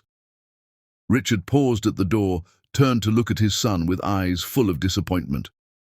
"I don't have anything to say to you right now, Aaron. Your mother and I need time to process what you've done. Maybe in a few weeks we can talk, but not now. But I'm your son. And Gabby is our daughter, the daughter you betrayed. Don't expect us to prioritize your feelings over hers." They left. Aaron sat in the empty house listening to the silence, and for the first time he started to cry. Not just tears, but deep, wrenching sobs that shook his whole body. Gabby returned 3 hours later to find him still crying on the couch, his face swollen and red, his body curled into itself like a wounded animal. She looked at him for a long moment, feeling nothing. No sympathy, no sadness. Just cold, clinical observation of a man finally beginning to understand the depth of his loss. "Did you have a nice dinner?" Aaron asked through his tears. "Yes. Your mother made me promise to take care of myself. Your father told me I deserve better than what you've given me. They hate me. They're disappointed in you. There's a difference. Everyone hates me. My friends are gone. My parents have turned against me. My wife won't talk to me. My job is in jeopardy. Even my mistress is forbidden from contacting me. I have nobody left." Gabby sat down across from him, her face serene. "You're starting to understand, aren't you? You're starting to feel what I felt when I watched that hospital security footage. When I saw you kissing another woman. When I heard your friends laughing about keeping me in the dark. When I realized the man I loved had been lying to me every single day for 8 months. I'm so sorry. I'm so sorry.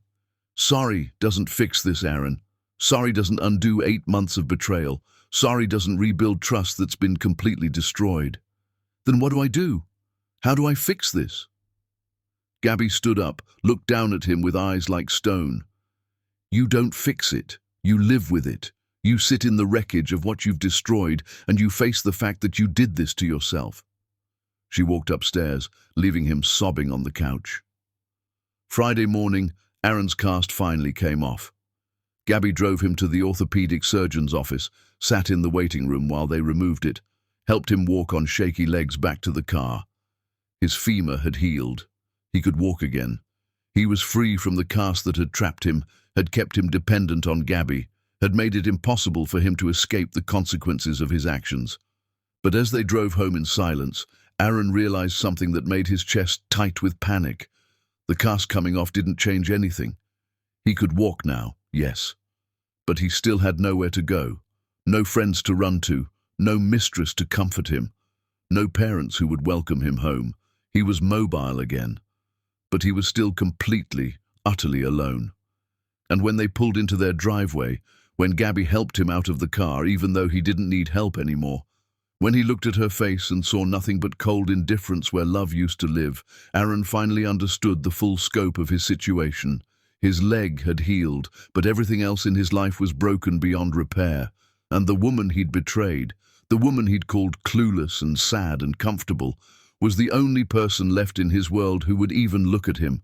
She held all the power now, and he was terrified of what she planned to do with it. Chapter 7. The Trap Tightens. Aaron woke Saturday morning without a cast for the first time in 3 weeks, his leg weak but functional, and felt no relief, only the crushing weight of a man who'd finally realized he was drowning and there was no one left to pull him to shore. Gabby was already awake, sitting at the kitchen table with her laptop open and coffee steaming beside her. She looked up when he hobbled in, his gait unsteady from weeks of disuse, and gave him a small, cool smile. "How does the leg feel?" "Weak, sore, but I can walk." Aaron poured himself coffee, studying his wife's face for any sign of warmth. He found none. "What are you working on?" "Client project. The Henderson renovation is almost complete." Aaron sat down across from her, cradling his mug like it was the only warm thing left in his world. "Can we talk? About us? About what happens now?" Gabby closed her laptop, folded her hands on the table, and looked at him with the clinical detachment of a doctor examining a particularly unpleasant specimen. "What do you want to talk about?" "I want to know if there's any chance, any at all, that you'll forgive me, that we can work through this. Work through 8 months of betrayal. Work through you planning a future with another woman while lying to me every day. Work through your friends mocking me while you made me look like a fool. I know what I did was unforgivable, but people make mistakes. People work through affairs. There are couples who survive this. Those couples have something we don't have, Aaron." "What's that?" "Trust. And I don't trust you. I don't trust a single word that comes out of your mouth. When you tell me you're sorry, I don't believe you. When you say you love me, I think you're lying. When you promise you'll never do it again, I assume you're already planning your next betrayal." Aaron's hands shook around his coffee mug. "How do I earn back your trust?" "You don't." Gabby stood up, took her laptop. "Trust isn't something you earn back, Aaron. It's something you build over years and destroy in seconds. Once it's gone forever." She walked out of the kitchen, leaving him sitting alone with his cold coffee and colder reality. The rest of the weekend brought a parade of consequences that Aaron couldn't escape, even now that he could walk. Saturday afternoon, his phone rang, his boss calling on a weekend, which was never a good sign. "Aaron, I wanted to give you a heads up before Monday. The investigation into your relationship with Sienna Blake has concluded." Aaron's stomach dropped. "And?" "We're terminating your employment effective immediately. You violated company policy regarding vendor relationships, and we have documented evidence of you using company resources to facilitate a personal affair. You'll receive 2 weeks severance and your final paycheck." "You're firing me?" Aaron's voice cracked. "I've worked there for 9 years. And you spent the last 8 months conducting an inappropriate relationship with a vendor and lying about it. This isn't a negotiation, Aaron. Your access to company systems has already been revoked. HR will send you the termination paperwork." The call ended. Aaron sat frozen, staring at his phone. Fired. 9 years of his career gone. His professional reputation destroyed. The income that supported their lifestyle, their mortgage, their life, eliminated. He stumbled into the living room where Gabby was reading a book, curled up in the armchair by the window. She looked up, saw his face, and raised an eyebrow. "What happened?" "They fired me. My company fired me because of Sienna." Gabby dog-eared her page, set down the book. "I'm sorry to hear that." Are you? Are you really?" "No," she admitted. "I'm not sorry. You made choices that had professional consequences. You're lucky they're only firing you. They could have sued you for misusing company resources. This is your fault." Aaron's voice rose, desperation and anger mixing into something ugly. "You told people about the affair. You exposed me to everyone. You destroyed my friendships, turned my parents against me, and now I've lost my job. I didn't do anything except tell the truth." Gabby's voice was calm, which somehow made it worse. "Every single thing that's happened to you is the direct result of your own choices. You chose to have an affair. You chose to lie. You chose to betray me. These are consequences, Aaron, not revenge." "What's the difference?" "Revenge is me doing something to hurt you, Consequences are you facing the natural results of your own actions. I didn't fire you. Your company did because you violated their policies. I didn't make your friends abandon you. They did because their wives found out they helped you cheat. I didn't turn your parents against you. You did that by betraying me. Stop blaming me for the mess you created. Aaron sank onto the couch, his head in his hands. What am I supposed to do now? I have no job, no friends, no parents who will talk to me, no wife who trusts me. I have nothing. Welcome to rock bottom, Gabby said, picking up her book again. Maybe you should have thought about this before you started sleeping with Sienna Blake. Sunday brought church, and Aaron insisted on going with Gabby even though she told him it was a terrible idea. He wanted to show their community that he was trying to be a better man, that he was working on his marriage, that he deserved another chance. Gabby tried to warn him. They all know, Aaron. Everyone knows what you did. Going to church isn't going to fix that. I need to face them eventually. Might as well be now. They arrived late, slipping into a pew in the back, but the whispers started immediately. People turning around to stare, conversations stopping mid-sentence, the air thick with judgment and gossip. After the service, no one approached them. The people who normally stopped to chat with Gabby gave Aaron wide berth, their expressions ranging from disapproval to outright disgust. His golf buddies from the church men's group avoided eye contact. The couples they'd socialized with for years suddenly remembered urgent errands. Aaron stood in the church parking lot, watching their entire social circle turn their backs on him, and felt shame burn through him like acid. Let's go home, Gabby said quietly. The drive back was silent. When they got home, Aaron went straight to the bedroom, their bedroom, which Gabby had started sleeping in again now that his cast was off, and collapsed onto the bed. Gabby found him there an hour later, staring at the ceiling with dead eyes. I can't do this, Aaron whispered. I can't live like this. Everyone hates me. Everyone. Then leave. Aaron turned his head to look at her. What? If you can't live like this, then leave. Pack your things and go. Move in with your parents. Get an apartment. Start over somewhere else. No one is forcing you to stay here and face this.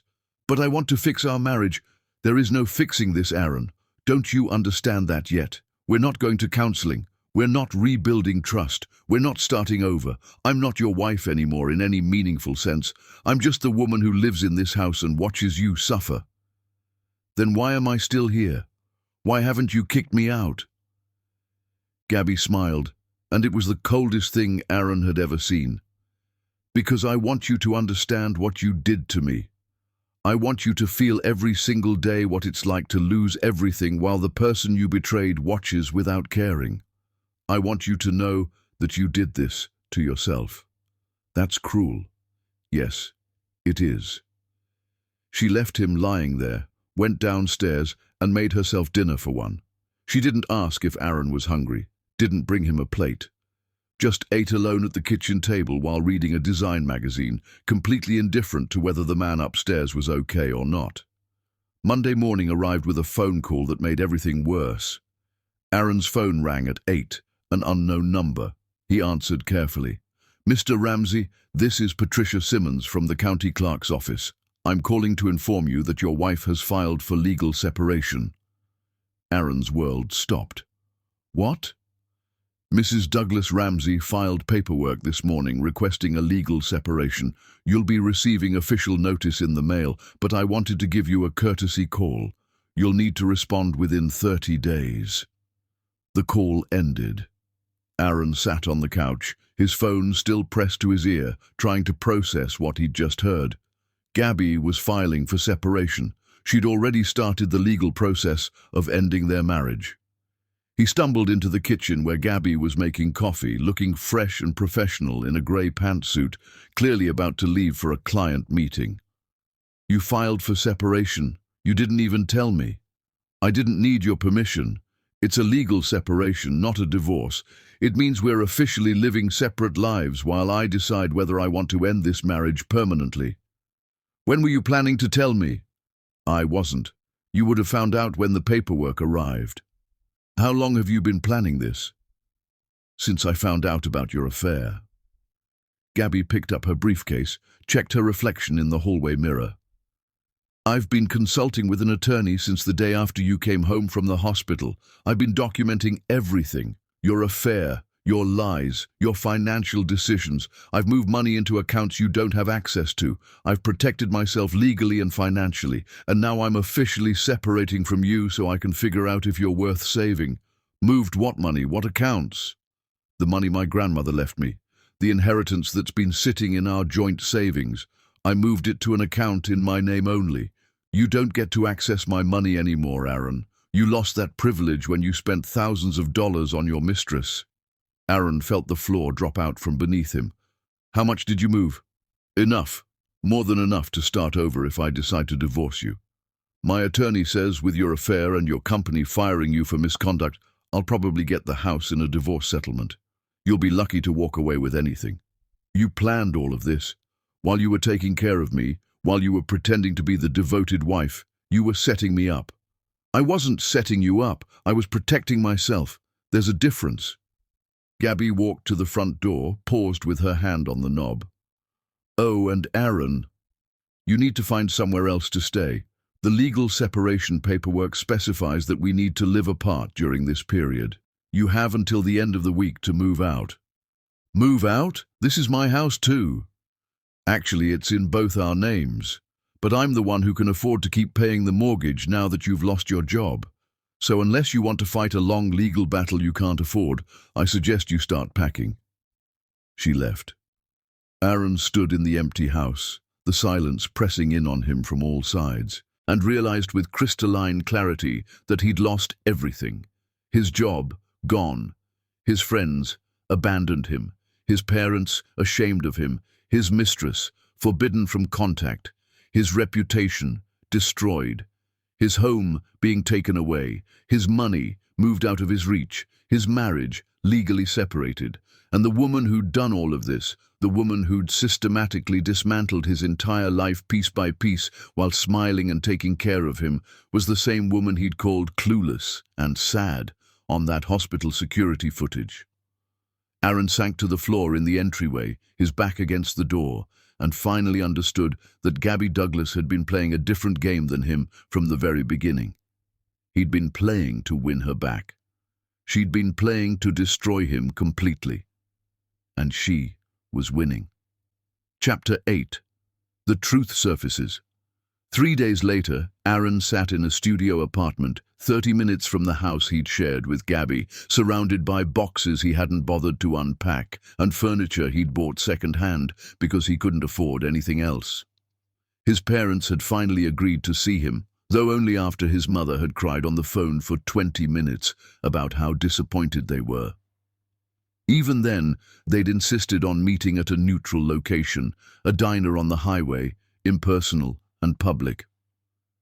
Now Aaron sat across from Richard and Helen Ramsey in a vinyl booth, picking at scrambled eggs he couldn't taste while they looked at him like he was a stranger who'd stolen their son's face. "Thank you for agreeing to meet with me," Aaron said quietly.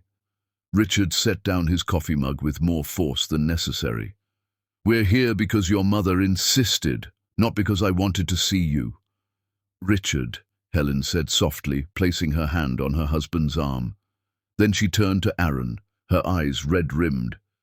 "How are you managing in the new apartment?" "It's fine, small. But it's all I can afford right now without a job." "Have you been looking for work?" "Who's going to hire me?" "My last employer fired me for conducting an affair with a vendor. That's on my record now. Every application asks why I left my previous position." Helen's face crumpled. "Oh, Aaron, what were you thinking?" "I wasn't thinking. That's the problem. I was selfish and stupid, and I destroyed everything good in my life." Richard leaned forward, his voice hard. "You want to know what disappoints me most? It's not even the affair, though that's bad enough. It's the fact that you let your friends help you. You corrupted them, dragged them into your lies, and now 3 marriages are falling apart because you couldn't keep your pants zipped. I know. Do you?" Richard's voice rose slightly, causing other diners to glance over. Do you really understand what you've done? Bryce, Julian, and Theo, good men who made terrible choices because they were trying to be loyal to you. And now their wives don't trust them. Their kids are confused. Their families are broken. Because of you. I didn't force them to help me. No, but you asked them to. You put them in a position where they had to choose between your friendship and their own integrity, and they chose wrong. That's on you as much as it's on them. Silence fell across the table. Helen dabbed at her eyes with a napkin, while Richard stared at his son with barely contained fury. Finally, Aaron spoke. I want to make this right with Gabby. I need your help. Help you? Richard laughed bitterly. Son, we've already chosen sides in this mess. We chose Gabby. We're not going to help you manipulate her into taking you back. I'm not trying to manipulate her. I genuinely want to fix this. Then you should have thought about that before you started an 8-month affair. Everyone keeps saying that like I don't know it already. I know what I did was wrong. I know I hurt Gabby. I know I destroyed our marriage. But I'm trying to fix it, and all anyone does is remind me of my mistakes. Good, Helen said firmly, surprising both men. You should be reminded every single day. You should wake up thinking about what you did and go to sleep thinking about it. That's called guilt, Aaron. That's your conscience finally showing up to work. Aaron pushed his plate away, his appetite gone. Do you think there's any chance she'll forgive me? Richard and Helen exchanged a long look. Finally, Richard spoke. Honestly, I don't know. Gabby is one of the strongest women I've ever met. She's smart, successful, and she doesn't need you. The question isn't whether she can forgive you. The question is whether she should. She's my wife. She's the woman you betrayed for 8 months while laughing about how clueless she was. Richard's voice was steel. You don't get to claim her as your wife when you treated her like she was disposable. The meeting ended shortly after that, with no promises of future contact and no warm goodbyes. Aaron watched his parents drive away and felt the full weight of his isolation crush down on him. He drove back to his empty apartment, climbed 3 flights of stairs because the building didn't have an elevator, and collapsed onto his second-hand couch. His phone buzzed, a message from his attorney. Gabby's lawyer has filed a motion for temporary support. You'll need to provide financial disclosure by the end of the month. Call me to discuss. Aaron threw his phone across the room and heard it crack against the wall. Of course, Gabby was asking for support. Of course, she was using the legal system to extract every possible consequence from him. His phone rang 15 minutes later, an unfamiliar number. He retrieved the cracked device from the floor and answered. Aaron Ramsey? Yes. This is Detective Morrison with the County Sheriff's Office.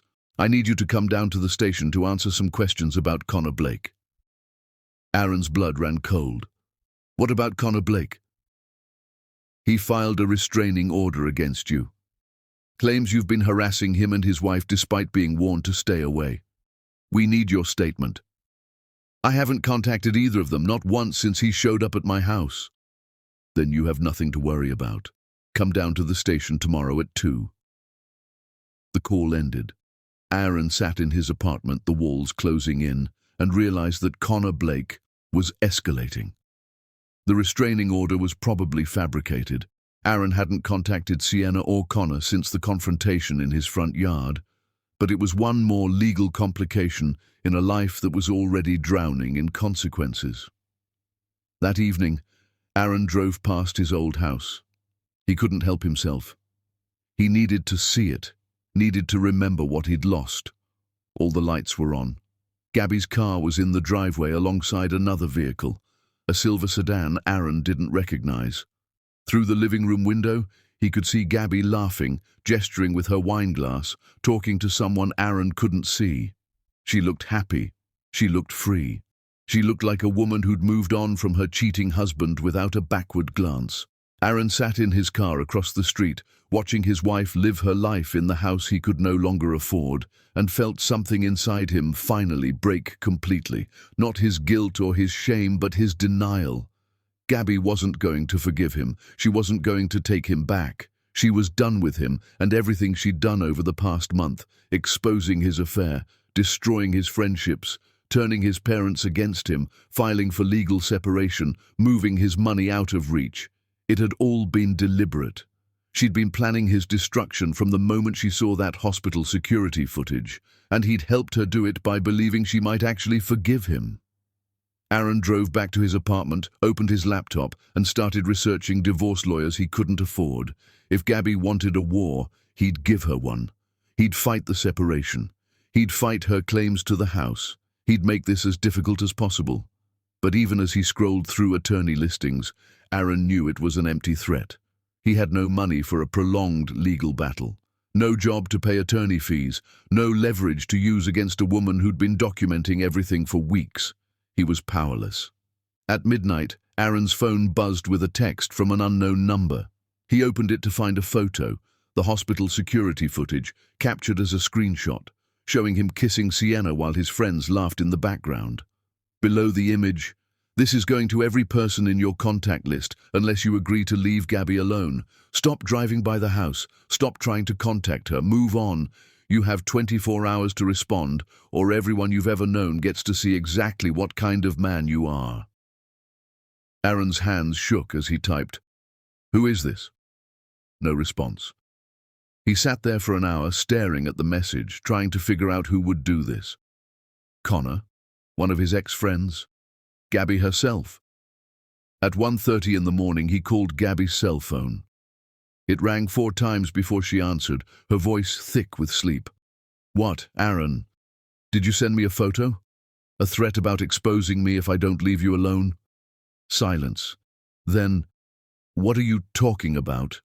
"Someone sent me the hospital footage. Said they're going to send it to everyone I know if I don't stop trying to contact you." "I'm not trying to contact you. I drove past the house tonight and you were there with someone. I just wanted to see." "You drove past my house? You're checking up on me now?" I needed to see it. One last time." Gabby's voice was cold. "Aaron, I don't know who sent you that message, but I'm glad they did. You need to leave me alone. Stop driving by. Stop calling. Stop expecting me to fix what you broke. Move on with your life and let me move on with mine." "I can't move on. I love you. You love the idea of me. You love not being alone. You love having someone to blame for your problems. But you don't love me, Aaron. You never did. Because people who love each other don't spend 8 months betraying each other while laughing about it with their friends." "Gabby, please." "Good night, Aaron. Don't call me again." She hung up. Aaron sat in his dark apartment holding his cracked phone and finally allowed himself to acknowledge the truth he'd been avoiding for weeks. Gabby was right. He'd destroyed everything good in his life, and there was no fixing it. No amount of apologies would rebuild the trust he'd shattered. No amount of begging would erase 8 months of betrayal. No amount of suffering would make him worthy of forgiveness. He'd lost her. He'd lost everything. And the woman who'd systematically dismantled his entire existence was sleeping peacefully in their old house, probably smiling in her dreams, while Aaron sat alone in a cramped apartment he hated, surrounded by consequences he'd earned. Justice, Gabby had called it. Aaron finally understood what she meant. Chapter 9. The door slams shut.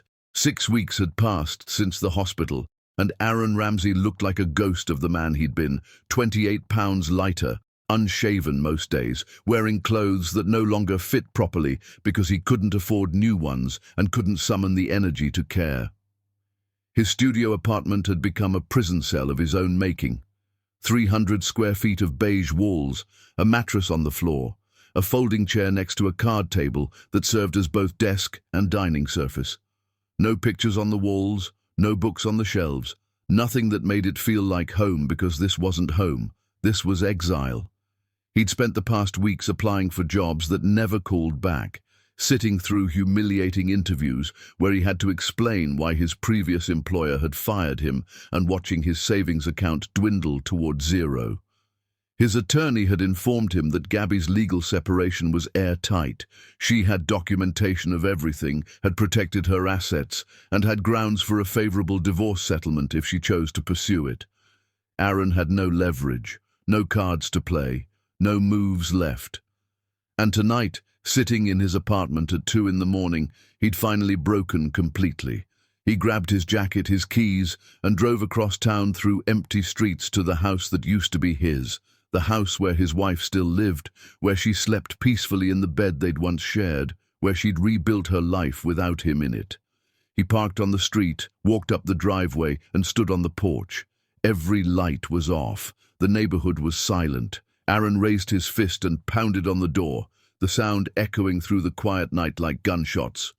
"Gabby! Gabby, please, I need to talk to you!" No response. He pounded harder. "Please, just let me in. Just talk to me for 5 minutes." A light flickered on upstairs. Then another. Aaron saw movement through the bedroom window, Gabby's silhouette moving across the room. The porch light came on, flooding Aaron in harsh yellow brightness. The deadbolt clicked. The door opened 6 inches, still secured by a chain lock Gabby must have installed. She stood in the doorway in a silk robe, her hair pulled back, her face empty of any emotion except mild annoyance. "Aaron, it's 2 a.m. I know. I'm sorry. But I need to talk to you. Please, just let me in for 5 minutes." "No. Gabby, please." "No. You don't get to show up at my house in the middle of the night demanding to talk. You don't get to disrupt my peace anymore." "I'm falling apart." Aaron's voice cracked, tears streaming down his face. "I can't sleep. I can't eat. I can't function. I sit in that apartment every day thinking about what I did to you, to us, and I'm drowning, Gabby. I'm drowning and I need you to help me." "No, you don't. You need help, but not from me. Call a therapist, call a pastor, call a crisis hotline, but don't call me. You're my wife. On paper only, emotionally, legally, practically. We're done, Aaron. I've been done since I saw that hospital footage. Everything since then has just been paperwork." Aaron collapsed onto the porch steps, sobbing openly now, his body shaking with the force of his grief. "I don't know how to fix this. Tell me how to fix this." Gabby stepped onto the porch, keeping the door behind her, her arms crossed against the October chill. She looked down at Aaron, crumpled on her steps, and felt nothing, not pity, not sadness, not even satisfaction, just emptiness where love used to live. "You want to fix this?" Gabby's voice was quiet, deadly calm. "You can't, Aaron. There is no fixing this. You spent 8 months betraying me. You called me clueless. You planned a future with another woman. You let your friends mock me. You lied to me every single day while I trusted you completely. That's not something you fix with apologies and tears at 2 a.m.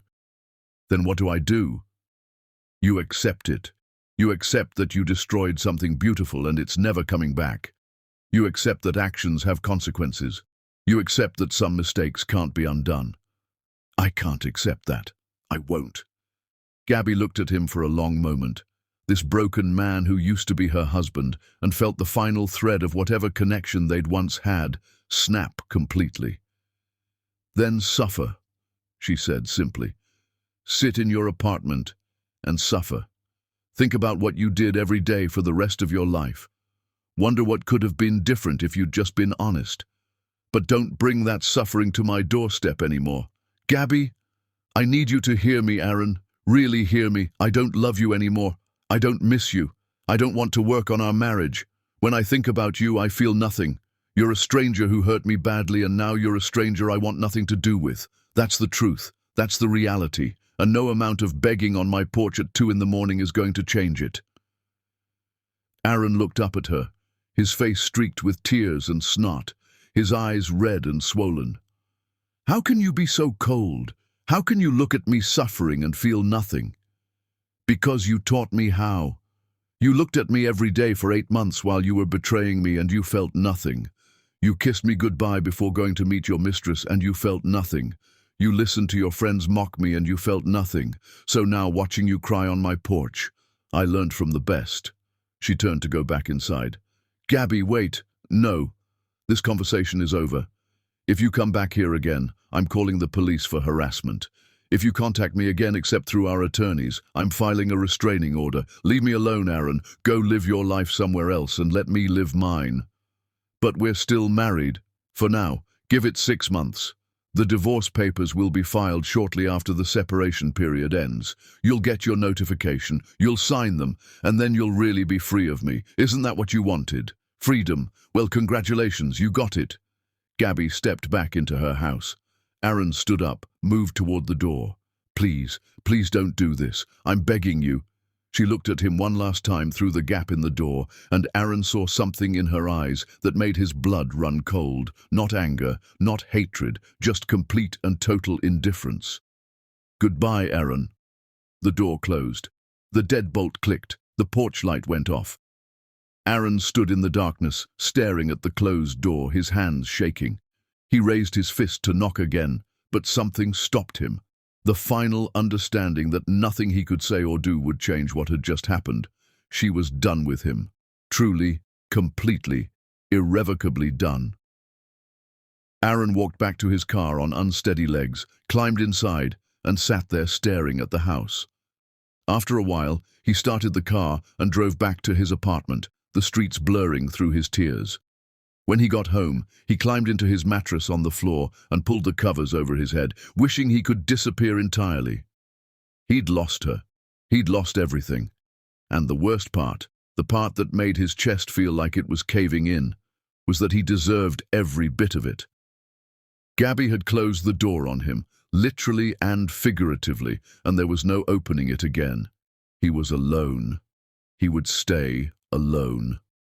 And that was justice. Chapter 10. The Reckoning. 3 months later, Aaron Ramsey stood behind the counter at his uncle's hardware store in a small town 40 minutes from where he'd built his old life, wearing a name tag that said, "Aaron, ask me about paint," and trying to help a confused elderly man choose the right size of screw. This was his life now. Minimum wage, no health insurance. A tiny studio apartment above a pizza place where the smell of pepperoni seeped through the floorboards every night. His parents sent him money occasionally, though every check came with a note from his mother that somehow made him feel worse. "We love you, but we're still so disappointed." He'd seen Gabby once in those 3 months, from a distance at a grocery store. She'd looked radiant, hair freshly cut, wearing a dress he didn't recognize, laughing on the phone with someone. She hadn't seen him, and Aaron had ducked into another aisle before she could. He looked nothing like the man she'd married. His clothes came from thrift stores. His car was on its last legs. His face had aged years in months, lines carved deep around his eyes and mouth. But something else had changed too, something internal that Aaron couldn't quite name. The anger was gone. The defensiveness, the self-pity. What remained was something quieter and more devastating. Understanding. He understood now what he'd done to Gabby, really understood it in a way he hadn't when she'd been systematically destroying his life. Back then, he'd still believed he was the victim, that Gabby's revenge was cruel, that she'd gone too far, that everyone was being unfair to him. Now he understood that she'd simply held up a mirror and made him look at who he really was, and he'd been a terrible person. Aaron started going to therapy, a sliding-scale counselor who worked out of a church basement. Every Tuesday evening, he sat in a folding chair and talked about his affair, his lies, his betrayals. His therapist, a kind woman named Dr. Chen, didn't let him make excuses. "You keep saying you made a mistake," she'd said in their 5th session, "but a mistake is forgetting to pick up milk. What you did was make hundreds of deliberate choices over 8 months, each one prioritizing your own desires over your wife's well-being. That's not a mistake. That's a character flaw." The words had hit Aaron like a physical blow, but they were true. He also started volunteering at a domestic violence shelter on weekends, helping with maintenance work, listening to women talk about the betrayals they'd survived. Understanding for the first time the real damage that lies and infidelity caused, not just hurt feelings, but deep psychological wounds that could take years to heal. One evening, a woman at the shelter told her story about her husband's affair. The worst part wasn't even the cheating, she'd said. It was feeling stupid, like everyone knew except me, like I'd been walking around with a sign on my back that said "fool" and everyone was laughing. Aaron had excused himself, gone to the bathroom, and cried for 20 minutes because that's exactly what he'd done to Gabby. By month 4, Aaron had written 43 letters to Gabby. He never sent them. They sat in a shoebox under his bed, pages and pages of apologies, realizations, acknowledgements of harm. He wrote about specific moments, the time he'd kissed her goodbye before going to meet Sienna at a hotel, the time she'd made his favorite dinner while he'd texted his mistress under the table, the time she'd told him she loved him and he'd said it back while thinking about someone else. He wrote until his hand cramped and his eyes burned, and still the words kept coming because there was so much to acknowledge, so much harm to name, so much damage to face. In month 5, Aaron's divorce papers arrived. He'd been expecting them, but seeing them still felt like a punch to the chest. He read through the terms. Gabby got the house, most of their shared assets, and he had to pay her $3,000 in attorney fees. He signed them without protest. She deserved all of it and more. But before he mailed them back, he did something he'd been preparing for weeks. He drove to the city, walked into Gabby's design studio with shaking hands, and waited. When Gabby emerged from a client meeting and saw him sitting in her waiting area, her face went cold. "What are you doing here, Aaron?" "I'm not here to beg. I'm not here to ask for anything." Aaron stood up, his voice steady despite his nerves. "I'm here to give you something." He handed her a box, the same box that held all his letters. "These are letters I wrote to you. Every single one is an apology, but not the kind I gave you before. These are specific. These acknowledge exactly what I did to you and why it was wrong. You don't have to read them. You can throw them away. But I needed you to have them." Gabby took the box warily. "Why?" "Because I finally understand what I did to you. Really understand it. And I needed you to know that I'm not the same person who betrayed you. I've spent 5 months in therapy, working on myself, trying to figure out how I became someone capable of hurting you that way. I'm not asking for forgiveness. I'm not asking for another chance. I'm just asking you to know that I get it now. I understand the pain I caused." Gabby set the box down on the reception desk. "Good for you, Aaron. I'm glad you've had your awakening, but it doesn't change anything. I know. I'm not here trying to change anything." Aaron pulled out the signed divorce papers. "I signed these. No lawyers, no fighting, no complications. You get everything you asked for. I'm not contesting anything." He placed the papers on top of the box, then pulled out one more document, a financial disclosure showing every penny he'd spent on the affair. Hotel rooms, dinners, gifts, trips. Next to each expense, he'd written out how he planned to pay Gabby back. "I don't have much money, but I'm working. I'll send you $500 a month until I've repaid every cent I spent on Sienna. It'll take me 3 years at my current salary, but you'll get every dollar back." Gabby stared at the documents, then at Aaron. "Why are you doing this?" "Because it's right. Because you deserved better than what I gave you. Because I destroyed something beautiful and I can't fix it, but I can at least try to make amends." "Make amends?" Gabby's voice was sharp. "You think writing letters and paying me back makes amends for 8 months of betrayal? No, nothing makes amends for that. But I can at least try to be accountable. I can at least acknowledge the full scope of what I did and take responsibility for it." They stood in silence. Gabby's receptionist had disappeared into a back room, giving them privacy. The office was quiet except for the hum of the air conditioning. Finally, Gabby spoke. "What do you want from me, Aaron? What's the endgame here?" "Nothing. I don't want anything. Aaron's voice cracked slightly. "I just needed you to know that I'm sorry. Really, truly sorry. Not sorry I got caught. Not sorry I lost you. Sorry for what I did to you, for making you feel stupid, for humiliating you, for lying to you every day while you trusted me, for letting my friends mock you, for all of it." A tear slid down Aaron's cheek. He didn't wipe it away. "I'm not asking you to forgive me today or ever. I'm not asking you to take me back. I'm not asking for anything except the chance to prove to you over time, years if necessary, that I've become someone better, someone who understands what love actually means, someone who would never hurt you again. Because you want me back, Gabby said flatly. Because I want to deserve you, Aaron corrected, even if I never get you back, even if you marry someone else tomorrow. I want to know that if you ever looked back on our time together, you could see that I became better, that I grew, that I learned. Gabby picked up the box of letters, the divorce papers, the financial disclosure.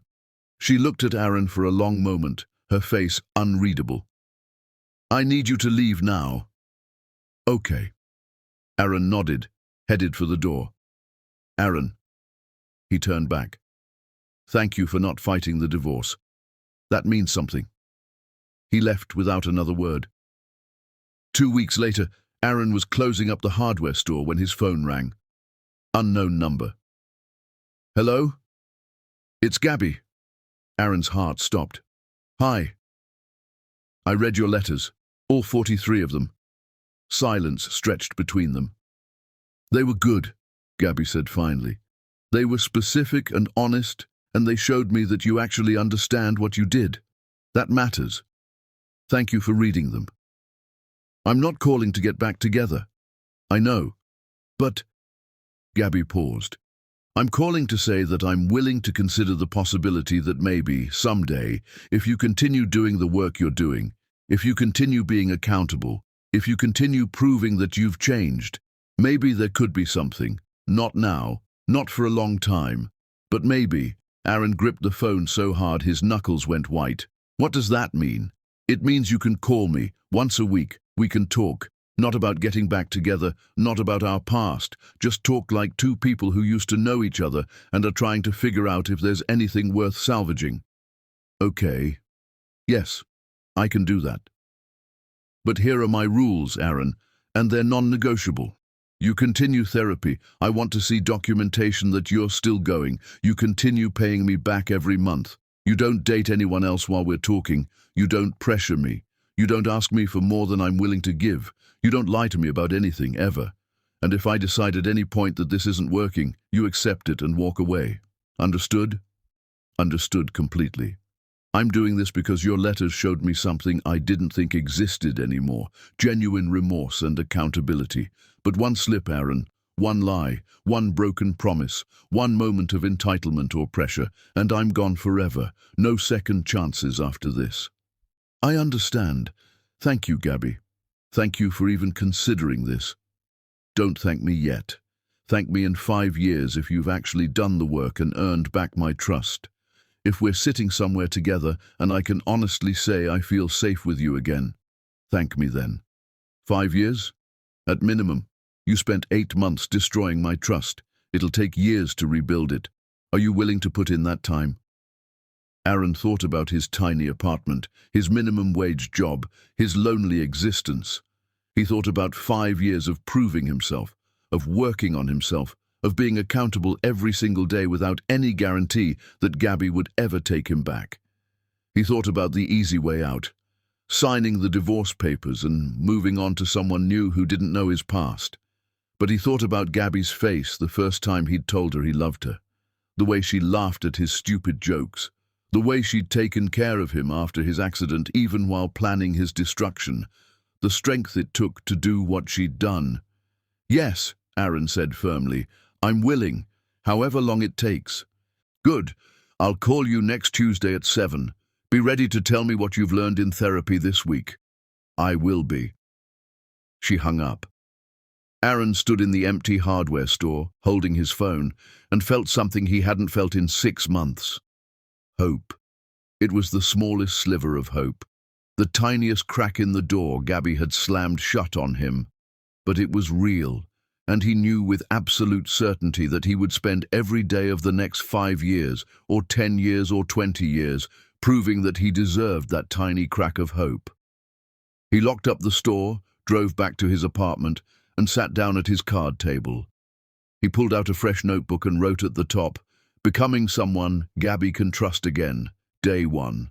Then he started writing, Not apologies this time. Plans, goals, action steps, ways to be better, ways to show up, ways to earn back something he'd thrown away so carelessly. Outside his window, the city lights flickered to life as darkness fell. Inside, Aaron Ramsey began the long, hard work of becoming someone worthy of forgiveness. Not because he was guaranteed to get it, but because Gabby Douglas had taught him that love wasn't about what you could take from someone.